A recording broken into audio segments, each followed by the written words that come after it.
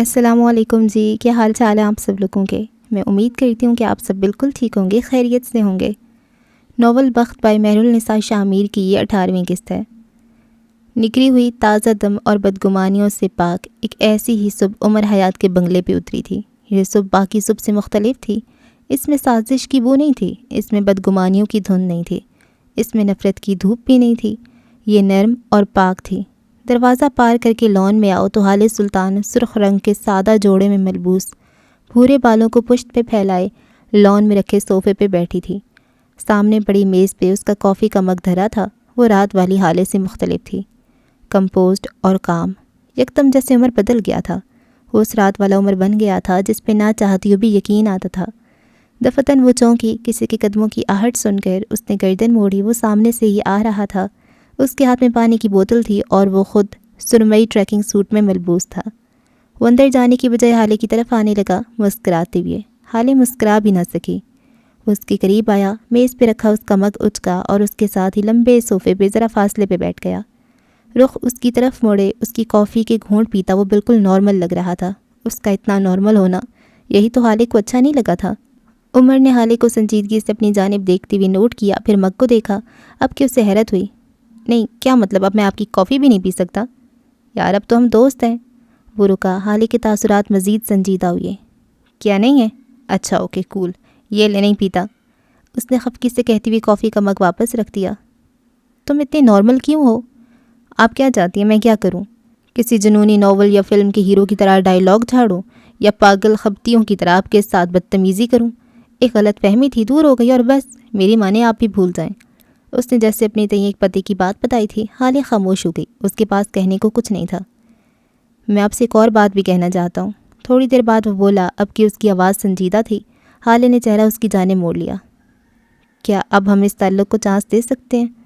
حالے کا دل بہت زور سے دھڑکا، اتنی زور سے کہ اسے لگا اب یہ پسلیاں توڑ کر باہر آئے گا۔ میرے لیے یہ تعلق قیمتی ہے، میں چاہتا ہوں یہ نہ ٹوٹے۔ کوئی انتقام، کوئی نفرت، کوئی بدگمانی اس تعلق کو نہ توڑے۔ کیا ہم اسے چانس دے سکتے ہیں؟ وہ اپنی سے آنکھیں اس کے چہرے پہ مرکوز کیے پوچھ رہا تھا۔ کیوں؟ حالے نے یک لفظی سوال کیا۔ کیوں عمر؟ یہ تعلق تمہارے لیے اتنا ضروری کیوں ہے؟ میں تمہارے لیے اتنی قابل احترام کیوں ہوں؟ تم کیوں مجھے ہر دفعہ معاف کر دیتے ہو؟ کیونکہ آپ جج صاحب کی بیٹی ہیں۔ کوئی بڑا ہی بے تکا سا جواب تھا جو اس وقت عمر نے دیا تھا۔ میں ان کے بہت قریب رہا ہوں۔ انہوں نے کافی بار مجھ سے آپ کے حوالے سے بات کی تھی، لیکن میں کسی وجہ سے جواب نہیں دے پایا اور پھر آپ کی شادی طے ہو گئی۔ میں گلٹی ہو گیا، مجھے جج صاحب کی پرواہ ہونے لگی، لیکن بہت دیر ہو چکی تھی۔ میں سب کچھ فکس کرنا چاہتا تھا لیکن نہیں کر سکا۔ اب میں چاہتا ہوں کہ ہم اس تعلق کو چانس دیں، شاید یہ گرو کر جائے، شاید نہ کرے، لیکن میں کسی قسم کے پچھتاووں کا شکار نہیں ہوگا۔ لیکن آپ کی رضامندی میرے لیے اہم ہے اور میں عورت کی نہ کو سمجھتا ہوں آپ کا فیصلہ مجھے قبول ہوگا۔ وہ نرم لہجے میں کہہ رہا تھا۔ حالے چند لمحہ خاموش رہی، جیسے کوئی الفاظ ڈھونڈے ہوں۔ میں اس تعلق کو چانس نہیں دے سکتی۔ کافی دیر بعد وہ مستحکم آواز میں بولی۔ وجہ میں نہیں جانتی، لیکن شادی جیسا تعلق اب میں نبھانا نہیں چاہتی، تمہارے ساتھ تو بالکل نہیں۔ عمر بس اس کو بولتے سنتا رہا۔ ہمارے درمیان بدگمانی اور نفرت ختم ہو گئی ہے، لیکن میری انا کو تسکین نہیں ملی۔ میں حسن سلطان نہیں ہوں، نہ میں بابا جیسی ہوں۔ ان کے دل سے نفرت بدگمانی ختم ہوئی تو سمجھو مر گئی۔ میرے دل میں دور کہیں نفرت بدگمانی انتقام پڑا رہتا ہے۔ میں انہیں ملک بدر نہیں کرتی۔ پھر ایک کمزور لمحہ آتا ہے اور وہی کونے میں پڑی نفرت انتقام جاگ اٹھتے ہیں اور تعلق کو کھا جاتے ہیں۔ دھوپ عمر کے چہرے پہ پڑ رہی تھی، لیکن وہ بس یک ٹک اس کو سن رہا تھا۔ میں اگر تمہارے ساتھ اس برابری کے تعلق میں جڑ گئی تو تمہیں جھکانا چاہوں گی، تمہارے عیب تلاش کروں گی، تمہاری کمزوری ڈھونڈوں گی، میں تمہیں گراؤں گی تاکہ میری انا کو تسکین ملے۔ آہستہ آہستہ یہ رشتہ گل سڑ جائے گا، میرے اندر سے انسانیت نکل جائے گی، میں عیب تلاشنے والی، لوگوں کو اپنے آگے جھکانے والی گندی لڑکی بن جاؤں گی۔ اس کے لہجے میں دور کہیں بے بسی بھرا کرب تھا۔ میرے اندر سے انسانیت ختم ہو جائے گی۔ میں انسان رہنا چاہتی ہوں عمر، مجھے انسان رہنے دو۔ میں یہ تعلق بوجھ کی طرح نہیں لوں گی۔ ہم برے وقتوں کے اچھے ساتھی ہیں، ایک دوسرے کے ساتھ ہمیشہ برے وقت میں کھڑے رہے ہیں۔ ہم دونوں کی ریاستیں ضائع مت کرواؤ۔ وہ نرمی سے کہہ رہی تھی۔ عمر نے سمجھنے والے انداز میں سر ہلایا۔ میں سمجھ گیا ہوں، آپ کا دل پوری طرح صاف نہیں ہوا مجھ سے، کوئی بات نہیں، آئندہ میں اس بارے میں بات نہیں کروں گا۔ وہ سنجیدگی سے ٹھہری ہوئی لہجے میں کہہ رہا تھا۔ اس تعلق سے زیادہ اہم آپ ہیں، آپ کا دل ہے۔ فی الحال آپ اپنے دل کو تندرست کر لیں، باقی دیکھی جائے گی۔ وہ اٹھ کھڑا ہوا۔ میں فریش ہو جاؤں، پھر ہم آگے کے لیے کچھ پلان کریں گے۔ وہ بول کر آگے بڑھا جب حالے نے اس کو پیچھے سے آواز دی، ہم دوست بن سکتے ہیں پارٹنر اگر تم چاہو۔ اس کی آواز بلند تھی، وہ مسکرا رہی تھی۔ عمر پورے کا پورا گھوم گیا، مسکراتی نظروں سے حالے کو دیکھا۔ حالے سلطان کی دوستی عمر حیات کے لیے اعزاز ہے۔ وہ اسی طرح بلند آواز میں بولا۔ چند لمحہ اس کو دیکھتا رہا، پھر آگے بڑھ گیا۔ زندگی نے ایک سکھ کا سانس خارج کیا تھا۔ صبح سے شام ہو گئی تھی اور ان دونوں کا اب تک سامنا نہیں ہوا تھا۔ وہ دوپہر میں کہیں چلا گیا تھا اور اب تھوڑی دیر پہلے واپس آیا تھا۔ یہاں حالے کے ایگزامز کی ڈیٹ شیٹ آ گئی تھی۔ کوئی وقت تھا جب وہ ڈیٹ شیٹ آنے کے غم میں ہارون کے ساتھ ڈنر سوگ مناتی تھی۔ تب اس کی زندگی میں سب سے بڑا مسئلہ ایگزامز ہی تھے۔ اب اس کی زندگی ایک رولر کوسٹر بن چکی تھی، اس کے چکر ختم ہی نہیں ہوتے تھے۔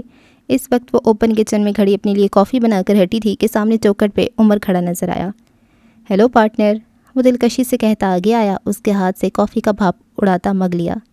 یہ میری کافی ہے، میں اسے شیئر نہیں کر رہی، وہ اٹل لہجے میں بولی۔ عمر مسکرا کر اس کے کان کے پاس جھکا۔ میں اسے آپ کے پیروں پہ اچھالنے والا ہوں، وہ محظوظ سا کہہ کر ہٹا۔ حالے نے نامحسوس انداز میں اپنے پیر پیچھے کیے، خشک ہونٹوں پہ زبان پھری اور گردن کڑائے رکھی۔ آپ تیار ہیں؟ تم نے کہا تھا اب ہم دوست ہیں، اس نے اپنے پہڑی کی اور شدہ پیروں کو دیکھتے ہوئے کہا۔ اللہ، یہ داغ تو کم وقت جائے گا ہی نہیں۔ ہاں تو دوستی برابری سے چلتی ہے، لیکن اگر آپ ڈر رہی ہیں تو کوئی بات نہیں۔ نہیں بالکل نہیں، حالے کسی سے نہیں ڈرتی، اس نے گردن مزید کھڑا لی۔ تم گراؤ کافی؟ اس کا چہرہ ہمارے اضطراب کے سفید پڑ رہا تھا، لیکن وہ خود کو کمپوز کیے کھڑی رہی۔ آنکھیں بند کریں اپنی، عمر نے تحکم سے کہا۔ وہ ویسے بھی خود کو اس طرح جلتے نہیں دیکھ سکتی تھی، سو آنکھیں بند کر لیں۔ عمر آگے آیا، پھر یکدم ٹھہر گیا۔ وہ یک ٹک اس کو دیکھے گیا، بنا پلک جھپکے، بغیر سانس لیے۔ کوئی اتنا حسین کیسے ہو سکتا ہے؟ چند پل بیتے، چند ساعتیں گزریں۔ اس نے حالے کو دیکھتے ہوئے کافی والا ہاتھ لمبا کیا اور ساری کافی ایک دھار کی صورت سنک میں گرتی گئی۔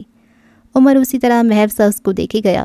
پل بھر کو ساری آوازیں بند ہو گئی تھیں، سارے منظر دھندلے ہو گئے تھے۔ اگر کچھ دکھ رہا تھا تو حالے کا چہرہ، اگر کچھ سنائی دے رہا تھا تو اپنے دل کی دھڑکن۔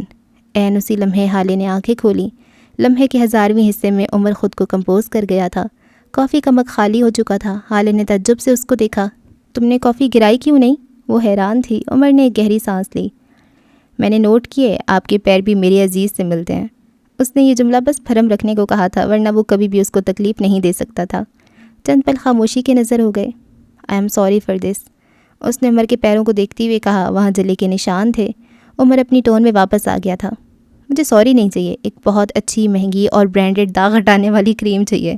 میرے پیروں کے حسن کو گہنا دیا آپ نے، اتنی آسانی سے معاف نہیں کروں گا۔ حالے یکدم ہنس پڑی، پیٹ پکڑے نیچے جھکی، وہ ہنستی گئی۔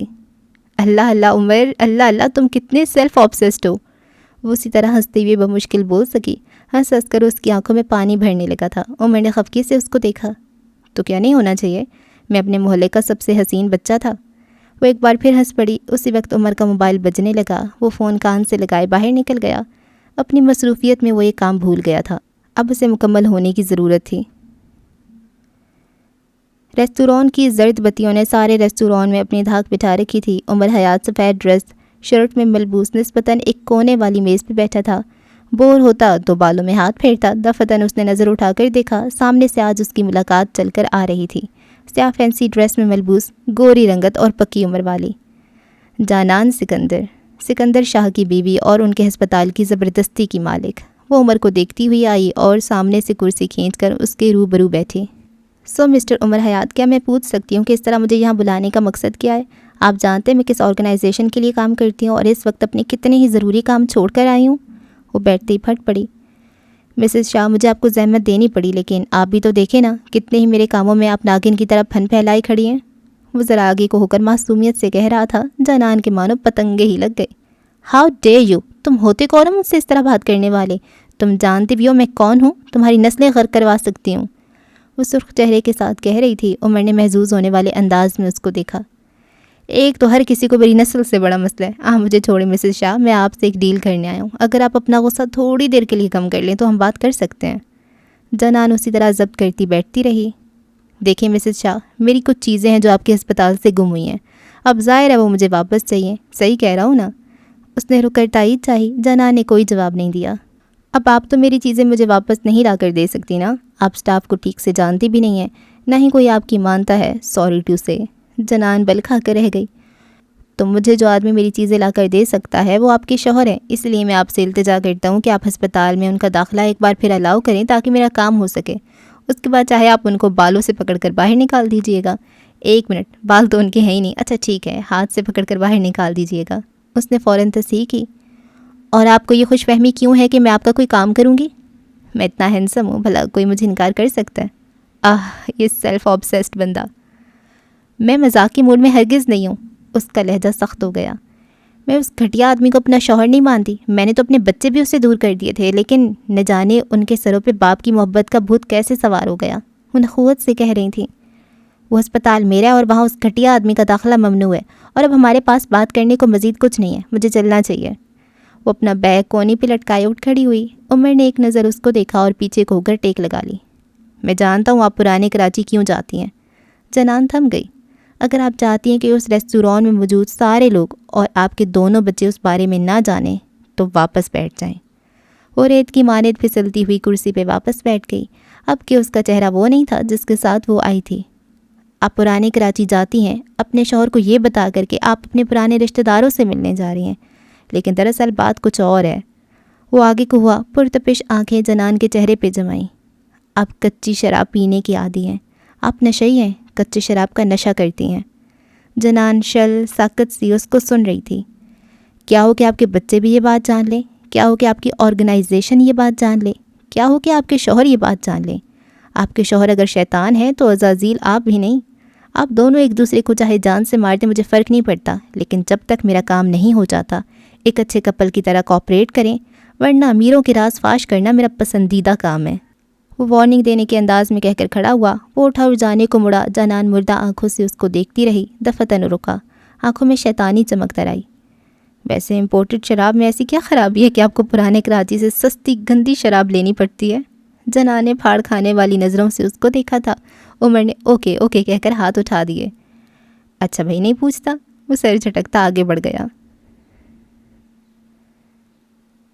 اپنے کمرے میں بیٹھا ہارون شاہد چھوٹے سٹول پہ بیٹھا تھا۔ ایک ہاتھ میں برش تھا، دوسرے ہاتھ میں کلر پیلٹ تھی جس میں وہ تھوڑی تھوڑی دیر بعد برش کے سر کو ڈبوتا۔ برش کے بعد سارا رنگ اپنے اوپر لے لیتے اور پھر اس کو پینٹنگ میں بھر دیتے۔ وہ آج معمول سے ہٹ کر پینٹ کر رہا تھا۔ سفید رف سی ٹی شرٹ پہ جگہ جگہ پینٹ لگا تھا، اس کے بال بکھرے ہوئے تھے۔ وہ اپنے کام میں محو تھا۔ پینٹنگ 4 چکور ڈبوں پہ مشتمل تھی۔ ایک ڈبے میں ایک شہزادی اکڑوں بیٹھی تھی، سر ہاتھوں میں دیے، پریشان، غم زدہ۔ وہ نیلے رنگ کے خانہ تھا۔ اگلے ڈبے میں شہزادی ایک مرد کے ساتھ کھڑی تھی، لیکن اس مرد کے تاثرات سخت تھے، یوں جیسے وہ اسے ڈپٹ رہا ہو۔ شہزادی کی آنکھیں نم ہوتی جا رہی تھیں۔ یہ ڈبہ سیاہ رنگ کا تھا۔ تیسرے ڈبے میں شہزادی ایک ہجوم میں کھڑی تھی۔ کچھ لڑکے کچھ لڑکیاں اس کے پاس کھڑے تھے۔ وہ ان سے کچھ کہہ رہی تھی، اپنا غم، اپنا دکھڑا۔ آنسو برابر بہہ رہے تھے۔ کوئی ہنس رہا تھا، کوئی اپنے ساتھ کھڑے لوگوں سے بات کر رہا تھا، کوئی شہزادی کو نہیں سن رہا تھا۔ وہ سبز رنگ کا خانہ تھا۔ اگلے خانے میں سٹول پہ بیٹھی شہزادی آئینے کے سامنے بیٹھی تھی۔ اس کی آنکھیں اب بھی نم تھیں، لیکن گردن کڑا رکھی تھی۔ وہ اپنے ہاتھ سے اپنے آنسو پونچھ رہی تھی۔ اپنے سب سے بڑے ہیلر آپ خود ہوتے ہیں۔ پینٹنگ کا عنوان یہی تھا۔ یہ خانہ پیلے رنگ کا تھا، امید کا، چمک کا رنگ۔ دفتن اس کا موبائل بجنے لگا۔ ہارون بری طرح بدمزہ ہوا۔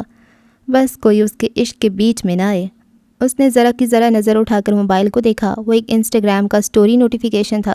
دوسرا نوٹیفیکیشن کسی ای میل کا رپلائی تھا۔ نہ ای میل خاص تھی نہ سٹوری، لیکن جس نے رپلائی کیا تھا وہ آدمی خاص تھا، اور جس نے مینشن کیا تھا وہ آدمی خاص تھا۔ گھنشیام داس گپتا، پاکستان کا سب سے مشہور آرٹسٹ۔ پینٹنگ کی دنیا میں اس کا ایک نام تھا، ایک مقام تھا۔ کئی غیر ملکی ایوارڈ یافتہ، جانا پہچانا اور ساری دنیا میں مانا جانے والا گھنشیام داس۔ ہارون کے کانپتے ہاتھوں سے موبائل اٹھایا۔ سب سے پہلے اس نے انسٹاگرام کھولا۔ ہارون نے اس کا اکاؤنٹ کھولا۔ 6 ملین فالوورز۔ او خدایا، یہ اس کا اصل اکاؤنٹ تھا۔ یہ وہی تھا۔ ہارون شل سا موبائل کو دیکھے گیا۔ گھنشیام داس نے ہارون کے اکاؤنٹ کو اپنی سٹوری پہ مینشن کیا تھا۔ ساتھ ہارون کی 14 سال بعد بنائی گئی پہلی پینٹنگ تھی۔ مسکراتا ہوا ہارون شاہد۔ تصویر کے اوپر بس 3 الفاظ لکھے تھے، دا TPA۔ ہارون نے لمحے کے 1000ویں حصے میں ان تینوں الفاظ کو ڈیکوڈ کیا تھا، دا ٹوتھ پیسٹ آرٹسٹ۔ وہ اپنے بچپن میں اس آدمی کا مداح تھا۔ وہ اس کے ہر انداز سے واقف تھا۔ ہارون کے لیے انسپریشن تھا۔ وہ ہارون کے لیے رول ماڈل تھا۔ کوئی انٹرویو ایسا نہیں تھا جو ہارون نے دیکھ نہ رکھا ہو، کوئی بات ایسی نہیں تھی جو ہارون نے سن نہ رکھی ہو۔ ہر بار وہ گھنشیام داس کو میل کرتے کرتے رہ جاتا، اس کے ہاتھ کانپنے لگتے، دل ڈرنے لگتا۔ گھنشیام داس ہر سال 10 آرٹسٹ اسکالرشپ اناؤنس کرتا تھا۔ دنیا سے ہزاروں اور سینکڑوں لوگ اسے ای میل کر کے اپنی پینٹنگ کی تصاویر بھیجتے تھے یا پھر اپنی پینٹنگ بھیج دیتے تھے۔ ان سینکڑوں لوگوں میں سے صرف 10 لوگ ایسے تھے جو سلیکٹ کیے جاتے تھے۔ شاہتاج کی پارٹی سے 2 روز قبل حالے نے ہارون کو اپنی پینٹنگ کی تصویر بھیجتے پھر میل ڈیلیٹ کرتے دیکھا تھا۔ اس نے کوئی 200 دفعہ یہ عمل دہرایا تھا، لیکن ہر بار وہ رک جاتا، ڈر جاتا۔ حالے نے کسی طرح اس کا موبائل اٹھایا اور میل کر دی اور وہ چن لیا گیا۔ اس وقت وہ فین مومنٹ کی بلندیوں پہ تھا۔ ابھی سٹوری کو پوسٹ ہوئے 2 منٹ ہوئے تھے، لیکن ہارون کا ڈی ایم بجنے لگ گیا تھا۔ اس نے اب اپنا میل باکس کھولا، وہاں بس ایک سطر تھی: میں تم سے متاثر ہوا ہوں آرٹسٹ، آؤ رنگوں کی باتیں کریں۔ اور اس کی آنکھوں سے آنسو بہہ نکلے۔ یہ اعزاز تھا ہارون شاہد کے لیے، یہ اعزاز ہی تھا۔ وہ کئی لمحہ کسی مجسمہ کی طرح بیٹھا رہا، بہتے آنسوؤں کے ساتھ۔ پھر وہ اٹھا، رنگ لگے ہاتھوں اور چہرے کے ساتھ اپنے کمرے کے فرش پہ سجدہ ریز ہو گیا۔ بلا شبہ خدا نے اسے ہارون شاہد کی عزت کرنے کا انعام دیا تھا۔ کئی لمحہ بعد وہ اٹھا، دوبارہ موبائل تک آیا اور نم آنکھوں کے ساتھ حالے کا نمبر ڈائل کرنے لگا۔ بیل جا رہی تھی، تھوڑی دیر بعد کال ریسیو کر لی گئی۔ کچھ دیر تک وہ بس ہیلو ہیلو کرتی رہی۔ یہ تم نے کیا ہے نا؟ وہ کافی دیر بعد بس یہی بول سکا تھا۔ فون کے اس پار چند لمحوں کی خاموشی چھا گئی۔ نہ اس نے کیا پوچھا، نہ ہارون نے کیوں پوچھا۔ مجھے نہیں پتا تم کس بارے میں بات کرے ہو، آئندہ مجھے کال مت کرنا، تمہارا اور میرا کوئی تعلق نہیں ہے۔ اگلے ہی لمحے وہ خشک لہجے میں بولی تھی۔ ہارون دھیرے سے ہنس دیا۔ ہارون شاہد کے لیے اتنی قربانیاں بس حالے دے سکتی ہے۔ میں جانتا ہوں یہ تم نے کیا ہے۔ جس طرح ہارون کو گاڑی سے ٹیک لگا کر تمہارا انتظار کرنے کی عادت ہے، اسی طرح مجھے بتائے بغیر میرے لیے قربانی دینا حالے سلطان کی عادت ہے۔ مجھے بہت کام ہے، میں فون رکھ رہی ہوں۔ بیزار خشک لہجہ۔ کچھ دیر تک ہارون کچھ نہ بولا، دوسری جانب سے بھی خاموشی رہی۔ Let's sort out. کافی دیر بعد وہ ہلکی آواز میں بولا۔ جب ان دونوں کی لڑائی ہوتی تھی، وہ بس یہی 3 لفظ کہا کرتے تھے۔ نہ پچھلی بات پہ بحث ہوتی، نہ کوئی شکایت، نہ کسی کو اس کا قصور گنوایا جاتا۔ یہ الفاظ جیسے امرت جل کا کام کرتے تھے۔ ان دونوں میں سے کوئی سارٹ آؤٹ کہتا اور ہو جاتا۔ ہم دونوں کے درمیان سارٹ آؤٹ کرنے کو کچھ بچا ہی نہیں۔ حل مسائل کے نکالے جاتے ہیں اور مسائل تعلقات میں ہوتے ہیں۔ جب تعلق ہی نہیں بچا تو حل کیسے ہارون؟ اب کہ اس کا لہجہ سنجیدہ تھا۔ کیا ہم ایک آخری بار مل سکتے ہیں؟ اسپیکر سے سرمئی آنکھوں والی لڑکی کی آواز ابھری۔ مجھے جگہ میسج کر دینا، لیکن یہ آخری بار ہوگا ہارون، اس کے بعد ہم الگ ہو جائیں گے۔ جیسا تم چاہو، ہارون نے بدقت کہا تھا۔ ای میل کا رپلائی کر دینا، چاہے ہاتھ کانپے یا دل دھڑکے۔ یہ گولڈن چانس ہے، مس کیا تو اپنے خوابوں سے جاؤ گے۔ نرم سی تنبیہ کے بعد اس نے فون کاٹ دیا۔ ہارون گہری سانس بھرتا کانپتے ہاتھوں سے ای میل کا رپلائی کرنے لگا۔ وہ حالی کی ریاضت رائے گاہ نہیں جانے دے سکتا تھا۔ مغرب کو قضا ہوئے کئی ساعتیں بیت چکی تھیں۔ عمر دوپہر کا گیا، ابھی تک واپس نہیں آیا تھا۔ حالے لاؤنج میں بیٹھی لیپ ٹاپ گود میں رکھے پڑھ رہی تھی۔ یہ وہ وقت نہیں تھا جب وہ سپلیاں لے کر آتی اور اس کا باپ اسے چھپا لیتا۔ جب باپ مر جاتا ہے تو خاندان کے گونگے بھی آپ پہ بولنے لگتے ہیں۔ آدھی دنیا کو آپ کے اندیکھے اعمال نظر آنے لگتے ہیں۔ جب باپ آپ کے حق میں بولنے کے لیے نہیں ہوتا تو ساری دنیا آپ کے خلاف بولنے لگتی ہے۔ اسے دنیا کو موقع نہیں دینا تھا۔ معراج کے جانے کے بعد اسے اندازہ ہوا تھا کہ اس نے کیا کھویا ہے۔ کبھی کبھی وہ ساری رات ان کو یاد کر کے روتی تھی اور کبھی ساری رات خشک آنکھوں سے ان کو یاد کرتی رہتی۔ وہ یاد آتے تھے اور بہت شدت سے یاد آتے تھے۔ اسکرین کو دیکھتے دیکھتے اس کی آنکھیں دکھنے لگی تھیں۔ اس نے ہاتھ بڑھا کر لیپ ٹاپ بند کر دیا، اپنے موبائل اٹھا کر دیکھا۔ کئی دوستوں کے میسج تھے۔ ڈنر سو کی تفصیلات سب کو جاننی تھی، لیکن اس بار نہیں۔ وہ اس بار امیروں والے چونچلے برداشت نہیں کر سکتی تھی۔ بات سنو، دفعتاً اس نے شانو کو آواز دی۔ وہ جو کپڑوں کی ٹوکری لے کر جا رہی تھی رک گئی۔ کیا اس گھر میں کبھی سبزیوں کے علاوہ کچھ نہیں بنتا؟ مٹن، بیف، چکن، کچھ بھی؟ بی بی، اس گھر میں گوشت صرف تب بنتا ہے جب عمر صاحب باہر سے بنوا کر لائیں، پھر وہ پکاتے بھی خود ہیں۔ کسی کی مجال ہے جو اس گھر میں ان کی مرضی کے بغیر کچھ لے آئے، اور وہ بھی گوشت؟ صاحب قیامت مچا دیں گے۔ وہ کانوں کو ہاتھ لگاتی ہوئی کہہ رہی تھی۔ حالے کو یہ اس کا بہانہ ہی لگا۔ اس نے بیگ سے کچھ رقم نکالی۔ جاؤ بخش سے کہو چکن لے آئے، پھر تم کچھ اچھا سا تیار کر دینا، اوکے؟ وہ نپے تلے انداز سے کہہ رہی تھی۔ شانو نے افسوس سے سر ہلایا۔ لیکن بی بی، مجھ سے تو گوشت گلتا ہی نہیں۔ عمر صاحب کہتے ہیں میرے بنائے گوشت سے ذائقہ آئے نہ آئے، ایک دن وہ کچا گوشت کھاتے کھاتے آدم خور ضرور بن جائیں گے۔ حالے نے تکان سے اس کو دیکھا۔ تم یہاں کرتی کیا ہو؟ کافی تم سے بنتی نہیں، پراٹھے تمہیں بنانے نہیں آتے، گوشت تم سے گلتا نہیں ہے، پھر تم یہاں کرنے کیا آتی ہو؟ آج بتا ہی دو۔ اس کے لہجے میں سختی نہیں تھی نہ طنز، وہ بس متوازن لہجے میں پوچھ رہی تھی۔ شانو کی باتیں کھل گئیں۔ میں نفیس ہوں، گھر کا کونا کونا ایسے صاف کرتی ہوں جیسے کبھی یہاں گند ہی نہ آیا ہو، وہ بڑے فخر سے بتا رہی تھی۔ اور سبزیاں بنانا تو کوئی مجھ سے سیکھے، عمر صاحب نے تو مجھے صفائی اور سبزیوں کے لیے رکھا ہے، گوشت تو گھر میں تب بنتا ہے جب عمر صاحب بناتے ہیں۔ اچھا چھوڑو یہ سب، تم وقت سے کہو چکن لے آئے اور بنا دے، اس کو آتا ہے کھانا بنانا، میں تھوڑی دیر کے لیے سونے جا رہی ہوں، کھانا بن جائے تو اٹھا دینا۔ وہ بولتے ہوئے اٹھ کر اندر چلی گئی۔ تقریباً 2 گھنٹے بعد شانوں سے اٹھا کر باہر لے آئی۔ کھانا تیار تھا، ملائی بوٹی، تازہ نان اور یخنی پلاؤ۔ حالے کی بھوک چمک اٹھی۔ اچھا کھانا اس کی کمزوری تھا۔ وہ میز کے گرد رکھی کرسی پہ آ بیٹھی، ڈھکن اٹھایا، سارے میں کھانے کی خوشبو پھیل گئی۔ اس نے اپنی پلیٹ میں تھوڑا سا سالن ڈالا، نوالا بنایا۔ ابھی وہ منہ تک لے کر جاتی جب عمر کی آواز پہ رک گئی۔ گھر میں میٹ بنانے کی جرت کس نے کی؟ وہ ڈائننگ ٹیبل کے اوقب میں کھڑا بے یقینی سے کہہ رہا تھا، پھر فوراً حالے کے قریب آیا۔ یہ کس نے بنایا؟ آپ اس کو کیسے کھا سکتی ہیں؟ پلیز اس کو مت کھائیں۔ وہ بے یقینی، شوق اور آخر میں منت سے کہہ رہا تھا، ایسا بھی کیا ہے، میں کیوں نہیں کھا سکتی؟ سب سے پہلے تو مجھے یہ بتائیں، کھانا بنایا کس نے اور میٹ آیا کہاں سے؟ وہ اب تک سخت بے یقین تھا۔ حالے نے نوالا رکھ دیا، بازو سینے پہ باندھے تندھی سے اس کو گھورا۔ میٹ گلی والی دکان سے آیا اور کھانا بخش نے بنایا میرے کہنے پہ۔ اب اگر تم اجازت دو تو میں کھا لوں؟ وہ تب بھی تو گئی تھی۔ عمر بے چینی سے آگے آیا۔ میرے خدایا، یہ گلی والی دکان، اسے تو تکبیر دینی بھی نہیں آتی، آپ یہ نہیں کھائیں گی؟ میرے گھر میں میٹ صرف میں بنا سکتا ہوں۔ وہ اب ڈونگا اٹھاتی ہوئی کہہ رہا تھا۔ اس کے لفظ میرا گھر یہاں حالے رک گئی، ٹھہر گئی، پھر خاموشی سے اندر چلی گئی۔ یہ اس کا گھر نہیں تھا جہاں وہ اپنی مرضی کرتی۔ عمر نے اسے آواز دے کر روکنا چاہا، اس نے کہنا چاہا کہ اس کا یہ مطلب نہیں تھا، لیکن رک گیا۔ بدگمانیاں باتوں سے نہیں اپنے عمل سے دور کی جاتی ہیں، اور یہی وہ کرنے والا تھا۔ اپنے کمرے میں آ کر وہ بیڈ پہ بیٹھ گئی، پھر اسی طرح بیٹھے بیٹھے بیڈ پہ گر سی گئی۔ یہ اس کا گھر نہیں تھا، یہ عمر کا گھر تھا۔ یہ بات ذہن سے چپک کر رہ گئی تھی۔ کافی دیر بعد دروازے پہ دستک ہوئی۔ حالے نے جواب نہیں دیا۔ اجازت کی ضرورت تھی کیا؟ چند لمحہ بعد دروازہ کھلا اور چھوٹے چھوٹے قدم لیتا عمر حیات اندر آیا۔ حالے نے آنکھیں بند کر لیں جیسے وہ سو رہی ہو۔ وہ چلتا ہوا آیا اور نیچے فرش پہ بیٹھ گیا۔ کافی دیر تک خاموش رہنے کے بعد حالے کو اس کی آواز سنائی تھی۔ میں 12 سال کا تھا۔ حالے کا رواں رواں سماعت بن گیا۔ محلے کی ایک عورت نے مجھ سے گوشت خرید کر لانے کو کہا۔ سخت گرمی تھی لیکن میں گیا۔ کافی دور ایک اچھی دکان سے گوشت لے آیا۔ وہ نرم آواز میں کہہ رہا تھا اور حالے سن رہی تھی۔ میں گوشت لے کر اس عورت کے پاس گیا۔ وہ ہانڈی بھون رہی تھی۔ اس نے وہ خون سے بھرا ہوا بغیر دھلا گوشت پلیٹ میں ڈالا اور اسی طرح بغیر دھوئے، بغیر صاف کیے ہانڈی کے اندر ڈال دیا۔ وہ ایسے لہجے میں کہہ رہا تھا کہ حالے کو لگا وہ بھی کیا کر دے گا۔ میں اس دن پورا دن کیا کرتا رہا۔ وہ گندا خون سے بھرا گوشت میری آنکھوں کے سامنے سے ہٹا ہی نہیں۔ حالے کو بھی اختیار کرائیت آئی۔ پھر میں نے اگلے دن اماں کو گوشت بناتے دیکھا۔ میں نے دیکھا انہوں نے کوئی 10 منٹ تک گوشت کو ہر طرح سے صاف کیا اور پھر پکایا۔ اس دن میں کچھ نارمل ہوا، لیکن میں نے ایک عادت بنا لی۔ میں اب کسی کے گھر، ریسٹوران یا پھر اپنے گھر میں بھی کسی اور کا بنایا ہوا میٹ نہیں کھا سکتا۔ یہ میری مجبوری اور خوف ہے۔ وہ اٹھ کر بیٹھ گئی۔ ساری بدگمانی، سارا غصہ اڑن چھو ہو گیا۔ آج میں اوور ایکٹ کر گیا، لیکن وہ اٹھ کھڑا ہوا۔ میں آپ کو ایک بہترین کھانا کھلا سکتا ہوں اگر آپ مجھے یہ شرف بخشیں۔ وہ مسکرا کر کہہ رہا تھا۔ حالے اس کے ساتھ مسکرائی۔ شیور، وہ کہتی ہوئی اٹھی۔ تھوڑی دیر بعد وہ دونوں کچن میں کھڑے تھے۔ عمر چاول نکال رہا تھا۔ حالے چھوٹی گول میز کے گرد رکھی کرسی پہ بیٹھی تھی۔ اللہ اللہ، اتنے چاول کون کھائے گا؟ کم کرو انہیں۔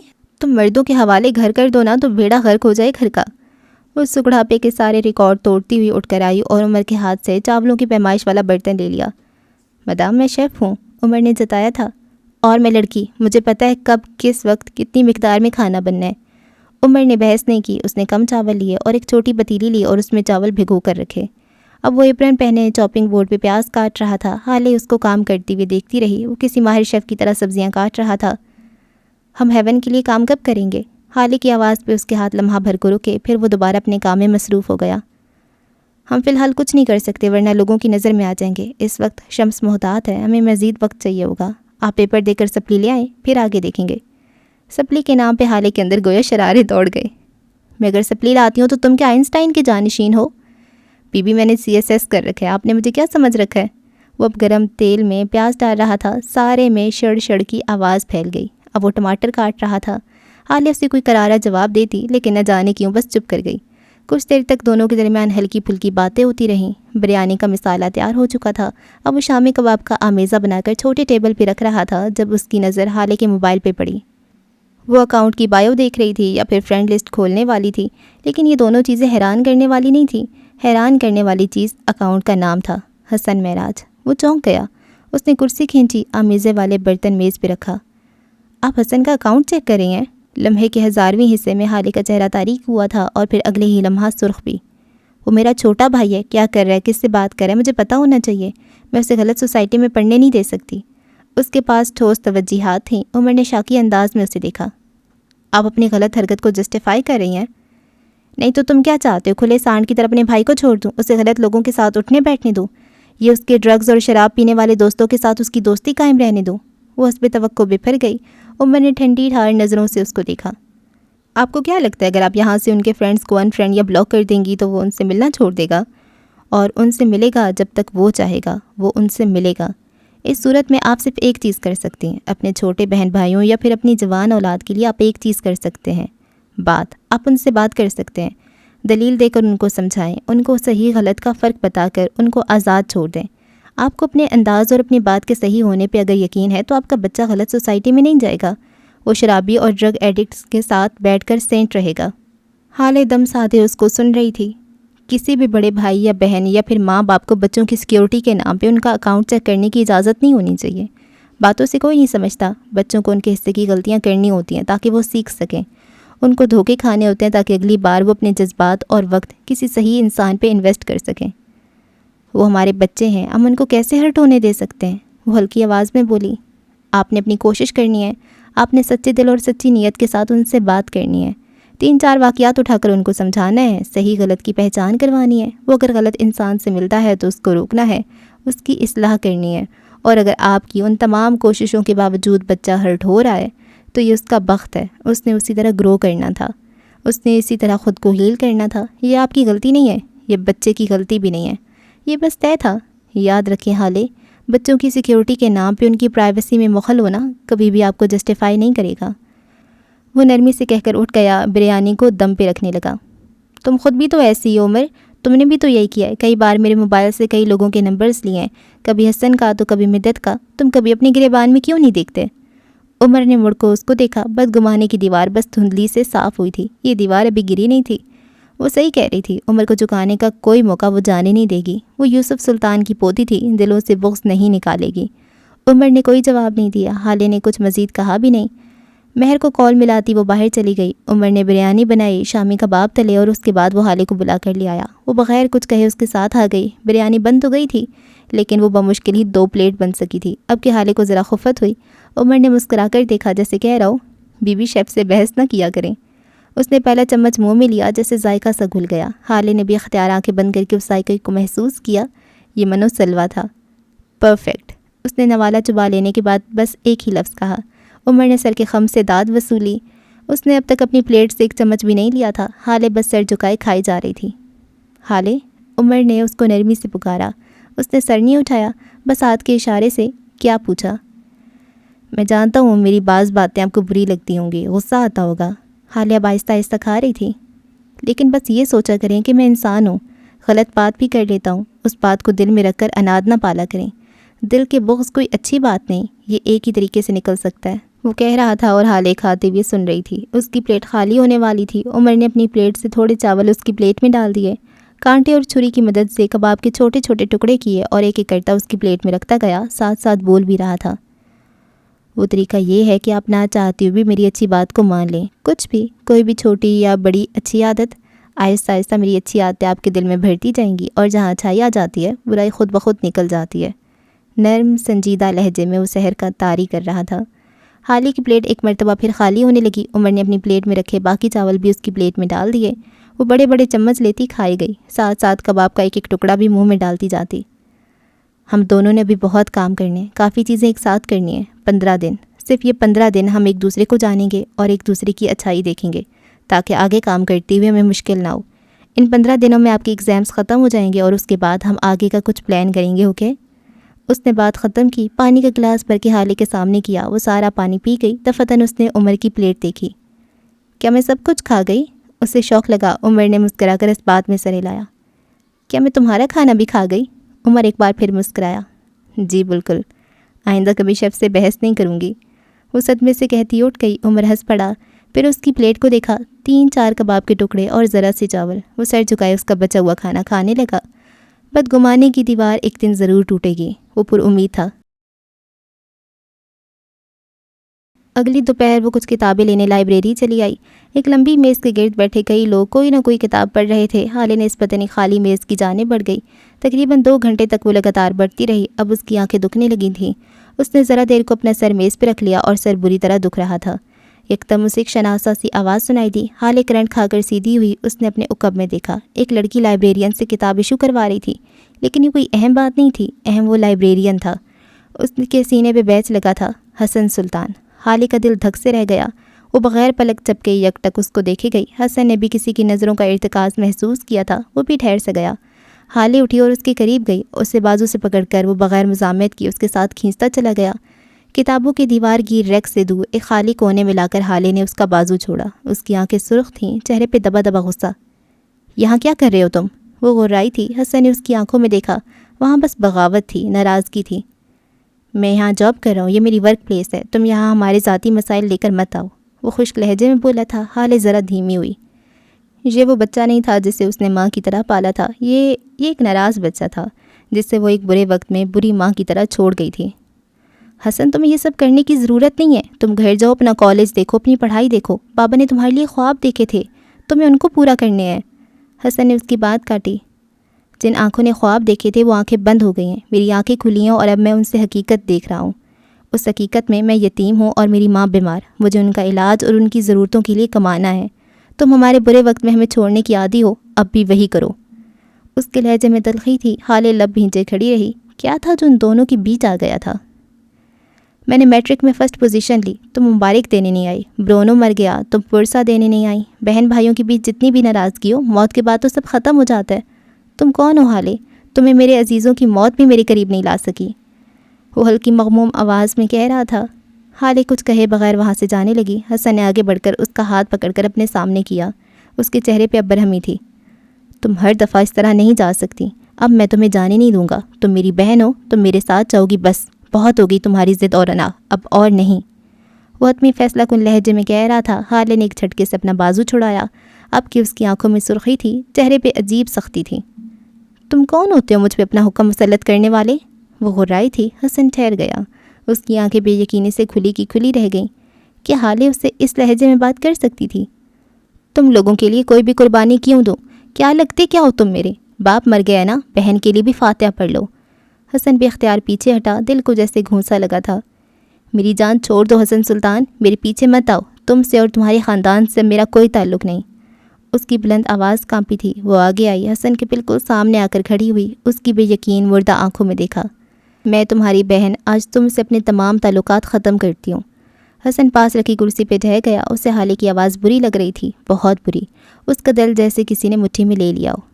आज के बाद मेरे पीछे मत आना और मुझे अपने साथ ले जाने की बात तो हरगिज़ मत करना। वो सख्त बुलंद लहजे में कह रही थी। हसन का दिल रुक रुक कर चल रहा था। तुम्हारे पास है ही क्या? ये चंद टकों की जॉब, इससे करोगे मेरे खर्चे पूरे? इसके आसरे पालोगे मुझे? वो हसन की साकित हुई वजूद की तरफ झुकी।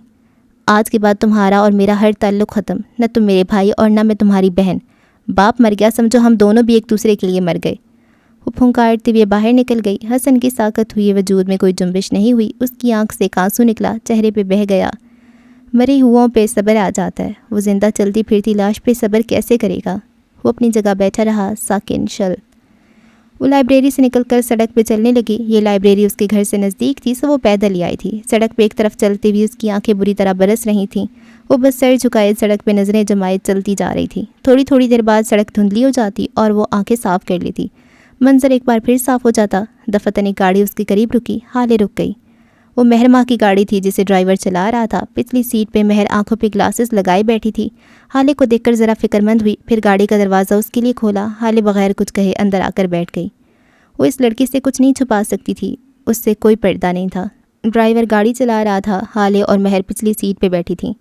क्या तुम महराज बाबा के लिए रो रही थी? क्या तुम उन्हें बहुत मिस कर रही थी? मैं उन्हें भूली कब हूँ, वो खोई खोई से बोली। वो हर वक्त याद आते हैं, हर पल, हर सेकंड, हर मिनट।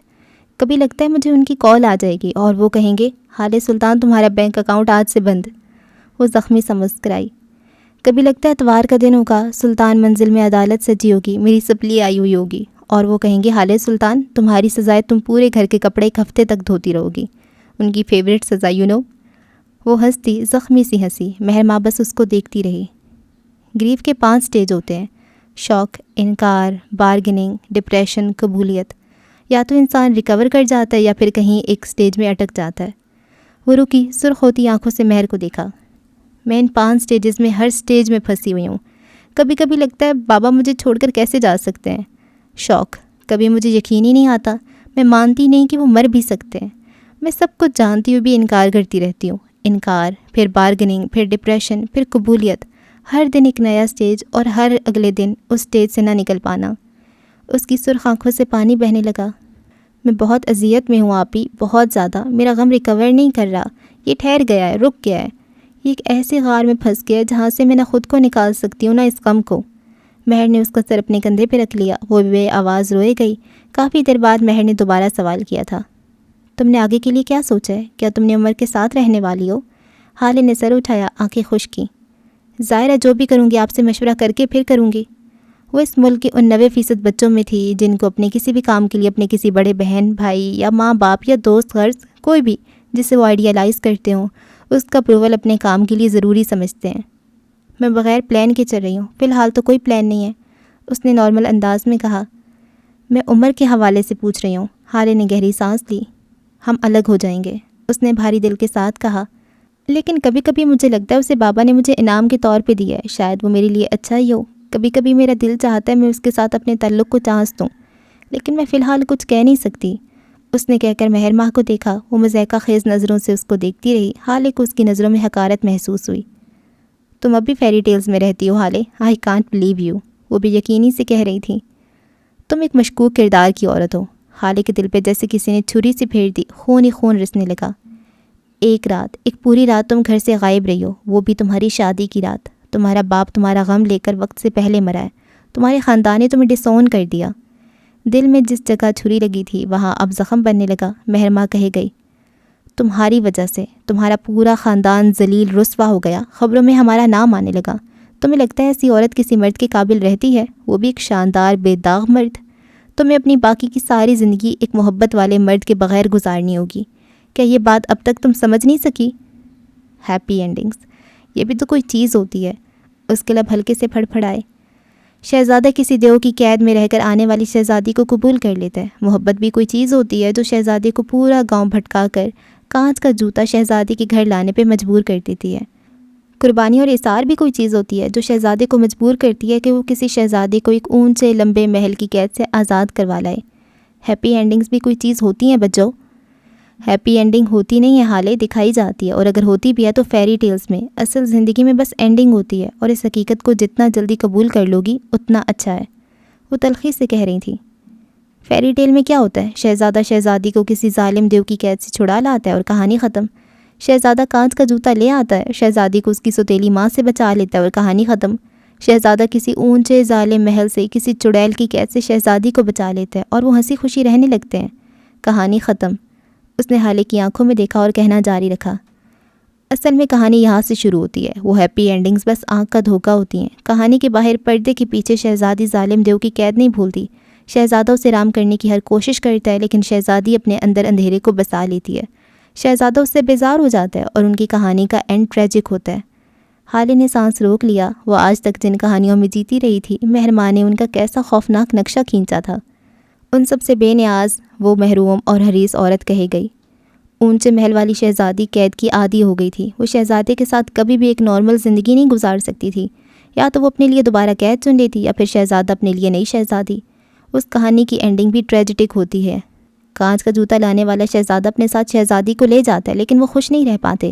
سوتیلی ماں کی سازشیں ختم نہیں ہوئی ہوتی، وہ ایک نہ ایک دن ان دونوں کو الگ کروا ہی لیتی ہے۔ وہ حالے کے بالکل قریب جھکی کہہ رہی تھی۔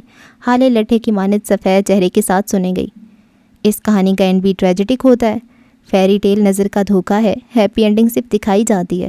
دل کا زخم اب کے ناسور بن گیا۔ مہر ماہ سر جھٹک کر بڑبڑائی، ہیپی اینڈنگ مائی فٹ۔ پھر وہ رکی، فکر مندی سے حالے کا سفید چہرہ دیکھا۔ برا مت مناؤ حالے، یہ تلخ ہے لیکن حقیقت ہے۔ تم میری بہن کم بیٹی زیادہ ہو، تمہیں مجھ پہ یقین ہے نا؟ حالے نے مردہ آنکھوں کے ساتھ سر اس بات میں ہلایا۔ ماؤں پہ کوئی شک نہیں کرتا۔ اس نے سر ایک بار پھر مہر کے کندھے پہ ٹکا دیا۔ اس کے لب بغیر کسی آواز کے ایک ہی بات دہرا رہے تھے، ہیپی اینڈنگ بس فیری ٹیلز میں ہوتی ہے، زندگی میں بس اینڈنگز ہوتی ہیں۔ مہر ماہ فیری ٹیل کی کسی بوڑھی جادوگرنی کی طرح اس کے بالوں میں انگلیاں پھیرتی رہی۔ یہ مہر ماہ سے ہونے والی ملاقات سے چند دن بعد کا ذکر ہے۔ ہارون نے حالے کو کال کر کے اس کے گھر کے قریب ایک پارک میں ملنے بلوایا تھا۔ عمر بھی اس وقت واک کرنے آیا ہوا تھا. وہ اپنے راؤنڈ لگا رہا تھا. صبح ابھی تارو تازہ تھی. پارک میں چند گنے چنے لوگ تھے. حالے نے سفید گھٹنوں تک آتی فراک اور ٹراؤزر کے ساتھ سفید دوپٹہ لے رکھا تھا جو کہ گردن میں جھول رہا تھا.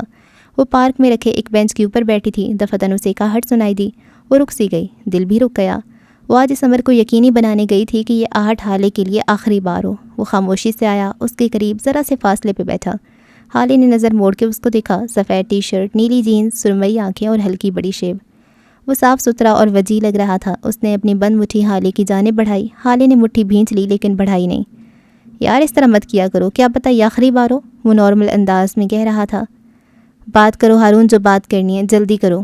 حالے نے بیزاری ظاہر کرنی چاہیے. کیا ہمارا تعلق دوبارہ نہیں جڑ سکتا؟ ہم کبھی بھی پہلے جیسے نہیں ہو سکتے ہارون. ہارون نے اس کی بات کاٹی. پہلے جیسے ہونا کون چاہتا ہے؟ اس کا لہجہ عجیب تھا. حالے ٹھہر سی گئی. میں آج ہمارے تعلق کو ریسائیکل کرنے آیا ہوں. پرانے ہارون کی کوئی عزت نہیں تھی. اس کی باتوں کی کوئی وقت نہیں تھی. اس کے مشورے بے وقوفانہ سمجھے جاتے تھے. اس کو بھری محفل میں اصلاح کے نام پہ آکورڈ فیل کروایا جاتا تھا. مذاق کے نام پہ اس کا مذاق اڑایا جاتا تھا. وہ تعلق ٹاکسک تھا. ہم آج سے نئی شروعات کریں گے اگر تم چاہو.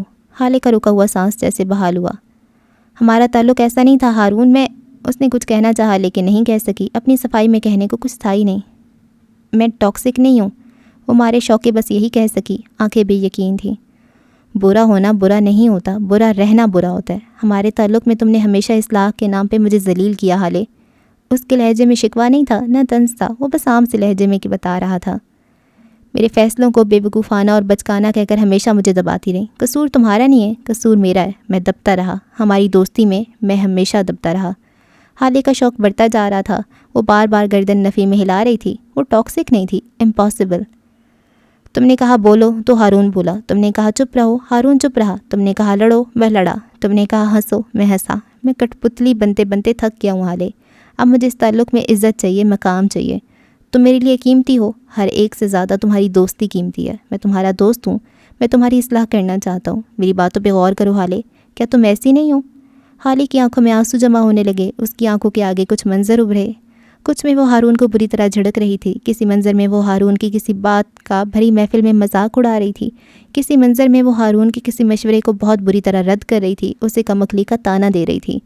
کسی منظر میں وہ ہارون سے معافی منگوا رہی تھی حالانکہ اس کا کوئی قصور نہیں تھا. اب ایک منظر میں اسے ہارون کی ایک کامیابی بہت بری لگ رہی تھی کیونکہ اس نے یہ کام حالے کے خلاف جا کر کیا تھا.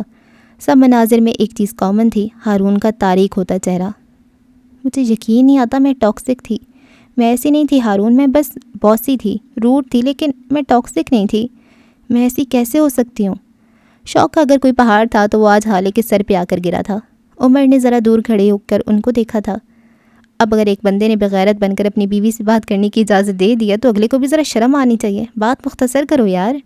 وہ اپنی جگہ پہ کھڑا بری طرح جل بھن رہا تھا. ہارون کہہ رہا تھا اس دن جو کچھ بھی ہوا وہ کوئی انتقام نہیں تھا. میں نے کچھ بھی جان بوجھ کر نہیں کیا تھا. حالے کی آنکھوں میں زخمی پن دوڑ گیا. تم سچ بتا سکتے تھے ہارون. تمہیں سچ بولنا چاہیے تھا. تم نے میرے ساتھ بہت غلط کیا، بہت غلط. میں چاہ کر بھی تمہیں معاف نہیں کر سکتی. وہ گیلی آواز میں کہہ رہی تھی. ہارون نے چند لمحہ اس کو دیکھا پھر کہنا شروع کیا. میں نے جھوٹ بولا کیونکہ تم نے مجھے جھوٹ بولنا سکھایا. تم میری گارجین تھی. میں نے ہمیشہ وہی کیا. تم نے کہا سچ بولو. ہارون نے سچ بولا. تم نے کہا جھوٹ بولو. ہارون نے جھوٹ بولا. حالے گم سم سی اس کو دیکھی گئی. اس نے چاہا تھا کہ آج اس کی سماعت دھوکہ دے جائے لیکن ایسا نہیں ہو سکا. اسے سننا تھا، اسے سننا پڑا. تمہیں یاد ہے جب تم اسکول میں تھی ایک بچے نے تمہاری کاپی چرا لی. تم نے بریک ٹائم میں اس کا سر پھاڑ دیا. بات پرنسپل تک گئی. پاپا اور معراج انکل کو بلایا گیا. ہارون سچا اور نیوٹرل مشہور تھا. تمہاری گواہی کے لیے مجھے بلایا گیا. وہ رکا. لہجہ ذرا زخمی ہوا. تم نے کہا ہارون جھوٹ بولو. ہارون کہے تو میری غلطی نہیں تھی. میرے دل نے ملامت کی. میرا سر جھک گیا. لیکن سچے اور نیوٹرل ہارون نے جھوٹ بولا. اس دن کے بعد جب بھی میں کبھی سچ بولتا میرا دل مجھے ملامت کرتا تھا. میں تمہارے لیے کئی سال سے ملامت سہ رہا ہوں. حالے کچھ نہیں کہہ سکی. زبان جیسے مفلوج ہو گئی.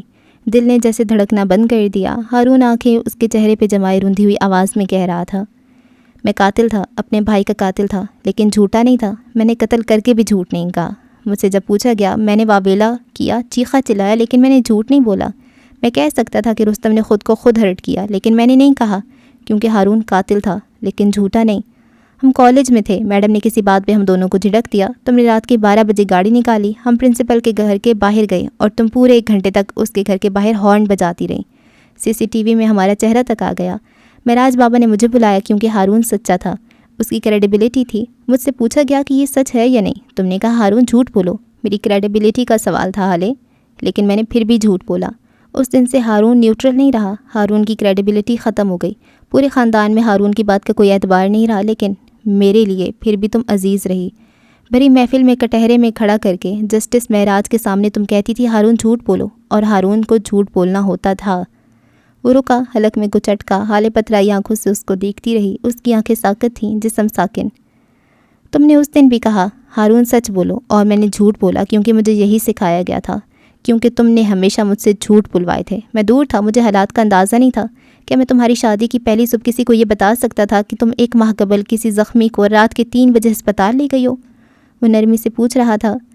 ہم جتنے مرضی لبرل صحیح، کیا تمہارا سسرال اس بات کو مثبت انداز میں لیتا؟ میں نے تمہارے لیے ہمیشہ جھوٹ بولے، لیکن ان سب جھوٹوں سے تمہیں فائدہ ہوا تو ہارون اچھا تھا، دوست تھا، لیکن جب میرے ایک جھوٹ سے تمہیں نقصان پہنچا تو ہارون برا ہو گیا، اس سے تعلق ختم ہو گیا۔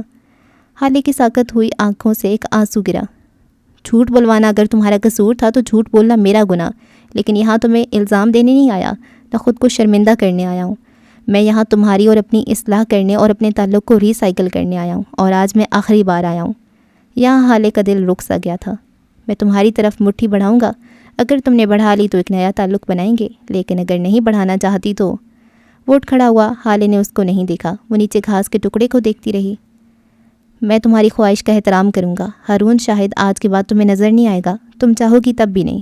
کچھ ناراضگیوں کو موت سے پہلے ختم ہو جانا چاہیے، مرنے کے بعد ان کا ختم ہونا مجبوری ہوتی ہے، زندگی میں ان کا ختم ہونا محبت ہوتی ہے۔